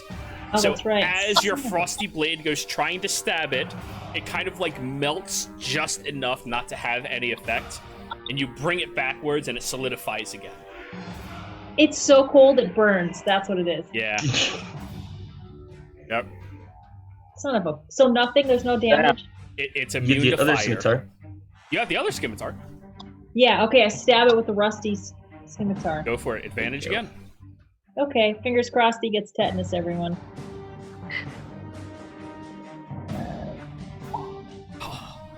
11 misses, unfortunately. You stab out, and after the first one kind of dissolved in its presence and you brought it back and you try striking with the other one, it just becomes a bit too steamy in the area and it's harder to see. All right, I believe that's your turn. Yep. Kothar. Reckless. Great Weapon Master. Oh, not yet. I don't have that yet. Yeah. Kothar, how do you want to do this? Just kind of shouts out, "Come on, boy, let's go for a walk," and just slams into like its neck, like where a collar would go. As you say, slams it backwards. As you say that, it looks up to you, almost confused, but little waggle of the tail. Whack! The head gets decapitated and the body bursts into flames and embers all over the floor. And I'm going to use all of my movement to try and position myself there, so Solaris might not get attacked. Alrighty. N, it is now your turn. Okay, so that death changes what I was going to do.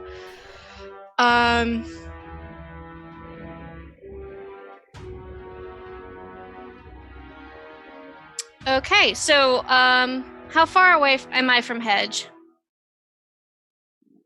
About 25 feet. Okay, so I'm going to use 25 feet to get up to Hedge. And use Cure Wounds. You go over, lay your hand on him, and what does your healing feel like? These are big questions for spellcasters. Mm-hmm. Like,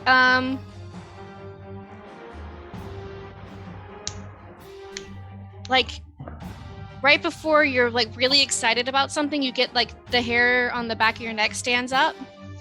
So it's like that kind of electricity, but it's not shocking or painful. It's kind of like an exciting and an like, invigorating experience. Yes, exactly. Alrighty. So as you do that, you see he just goes, and as a dwarf, he has a plethora of hair on the back of his neck. Goes, oh, thank you, ma'am.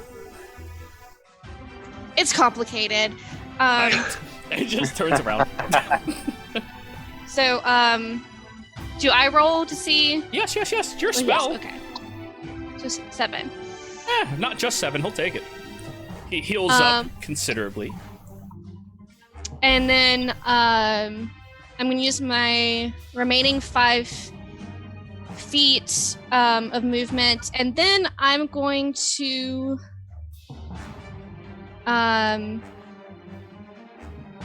like towards the Hellhound to get a better view, but then I'm also going to use my tempestuous magic to fly 10 more feet, kind of at an angle, to get a clear view on the Hellhound if need be. You watch as N kind of levitates and just starts flying a little bit, like being lifted by the air, the hot presence of air underneath them. This is the first time any of you see N fly. Except maybe Gabriel. Speaking of Gabriel, it's your turn. Gable swings his sword, yells out, and runs toward the last Hellhound, Alrighty. jumping and swinging down his sword. Alrighty, go ahead.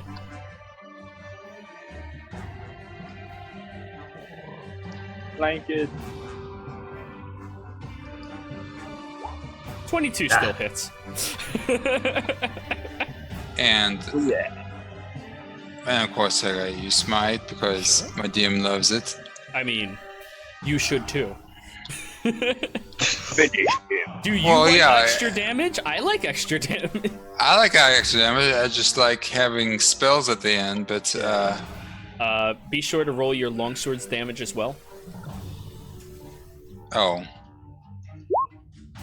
Consistent. 18 points of damage. The Hellhound is just barely holding on. You know what? No, Hedge is absolutely going to kill it no matter what. Gabriel, how do you want to do this? Well, he jumps and brings down the sword, and it slashes right down his middle, and with a glow, the two sides that blow off to either direction. Ready. So, you end up doing that, striking out at the creature, watching as the embers glow inside of its head before shattering and scattering across the ground, leaving a poof of smoke in its wake.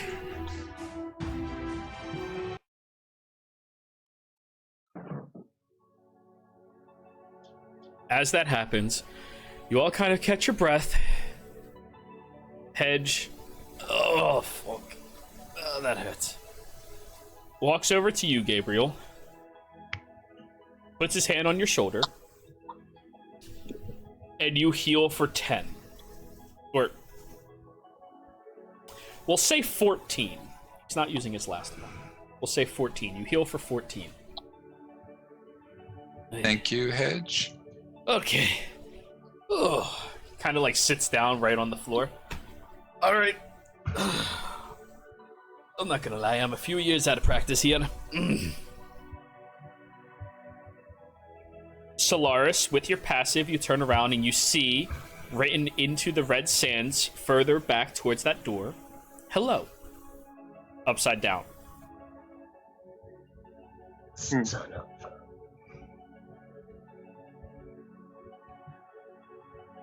All right. So, I'm gonna need to take a breather. You all, keep going, I'll catch up. Whew. Yeah. She'll be all right, old man. He just lies on the ground. Oh yeah, I'm fantastic. That's a no. Yep, I'll be great. Just need to breathe. You kids keep going. Are you sure about staying here by yourself? Yeah. I'm not that much of a bitch. Oh, and I'm sorry, by the way. Didn't mean to offend, I just wasn't sure. No, that's kind of the idea. Hey, that's fair enough. So should I just call you sir as a sign of respect? I ain't calling you majesty. No, I wouldn't want you to. Yeah, if that feels good for you, that works for me. It doesn't matter what feels good for me. It's what I call you. Fuck. Well, just sir will work. All right. Well, thank you for that. Oh.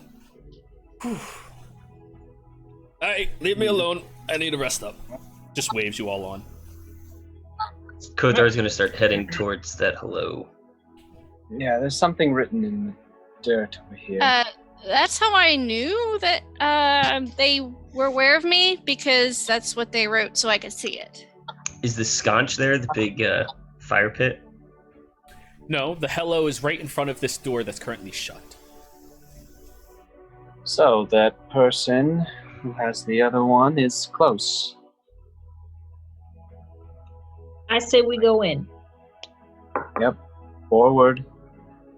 I'm gonna turn around to Hedge and just say, "Don't lose that fucking sword."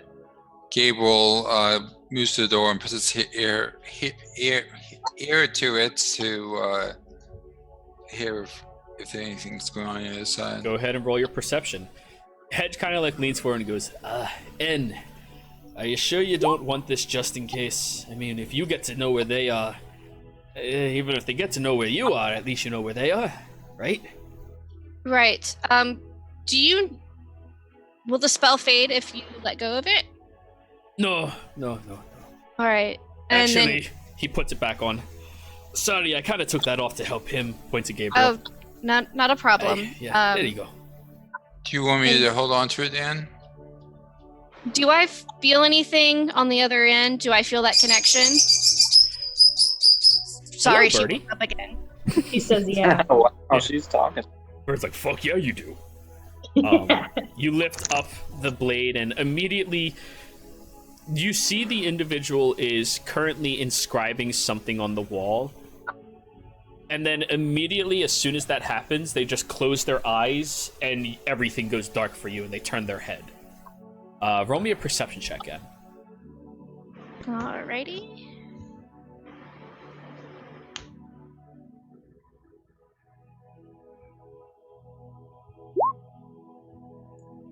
$11. What languages do you understand?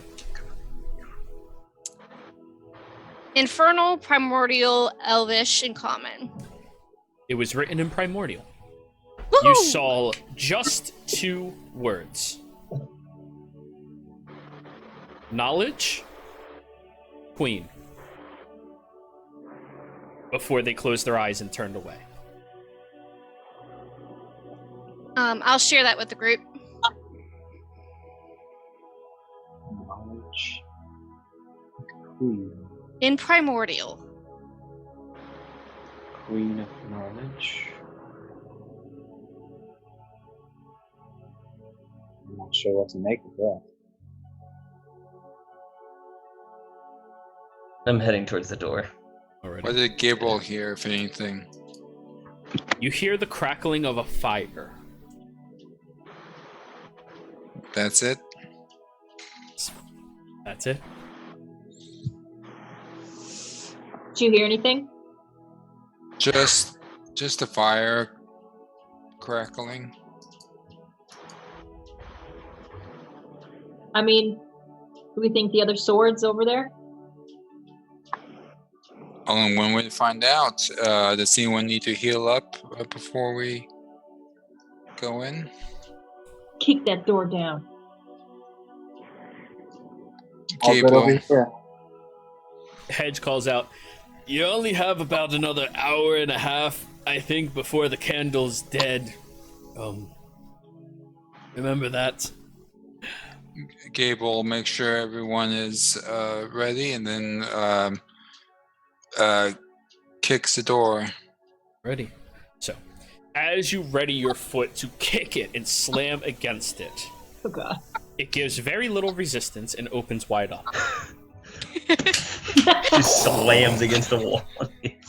You look ruins the forward drywall. at the 3 rows of, or the 3 pews, all positioned around this cauldron. And on the far side of this wall, you see that there is a pentagonal shape inside of it, with an emanating and glowing blackish ichor that sometimes whisks out and filters back, almost as if it is reaching towards the flames, which inside of the brazier is reaching back, and they're trying to grab towards each other. Looking at this area, looking at the display, you look around the room, and there are sacrificial bodies. Long black robes, all of them with their eyes cut cross down and once across. Each one of them lying in perfect stillness on the ground. Throat cut, stomach cut down. Much the same as Rez and Q upstairs.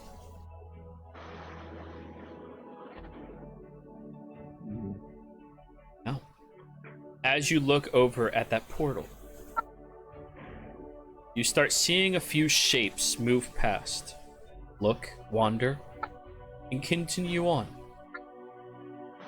And as you feel this ominous presence ripping through that area right in front of you, Solaris, you hear a voice. You wish for knowledge. And that's where we're going to end tonight's session.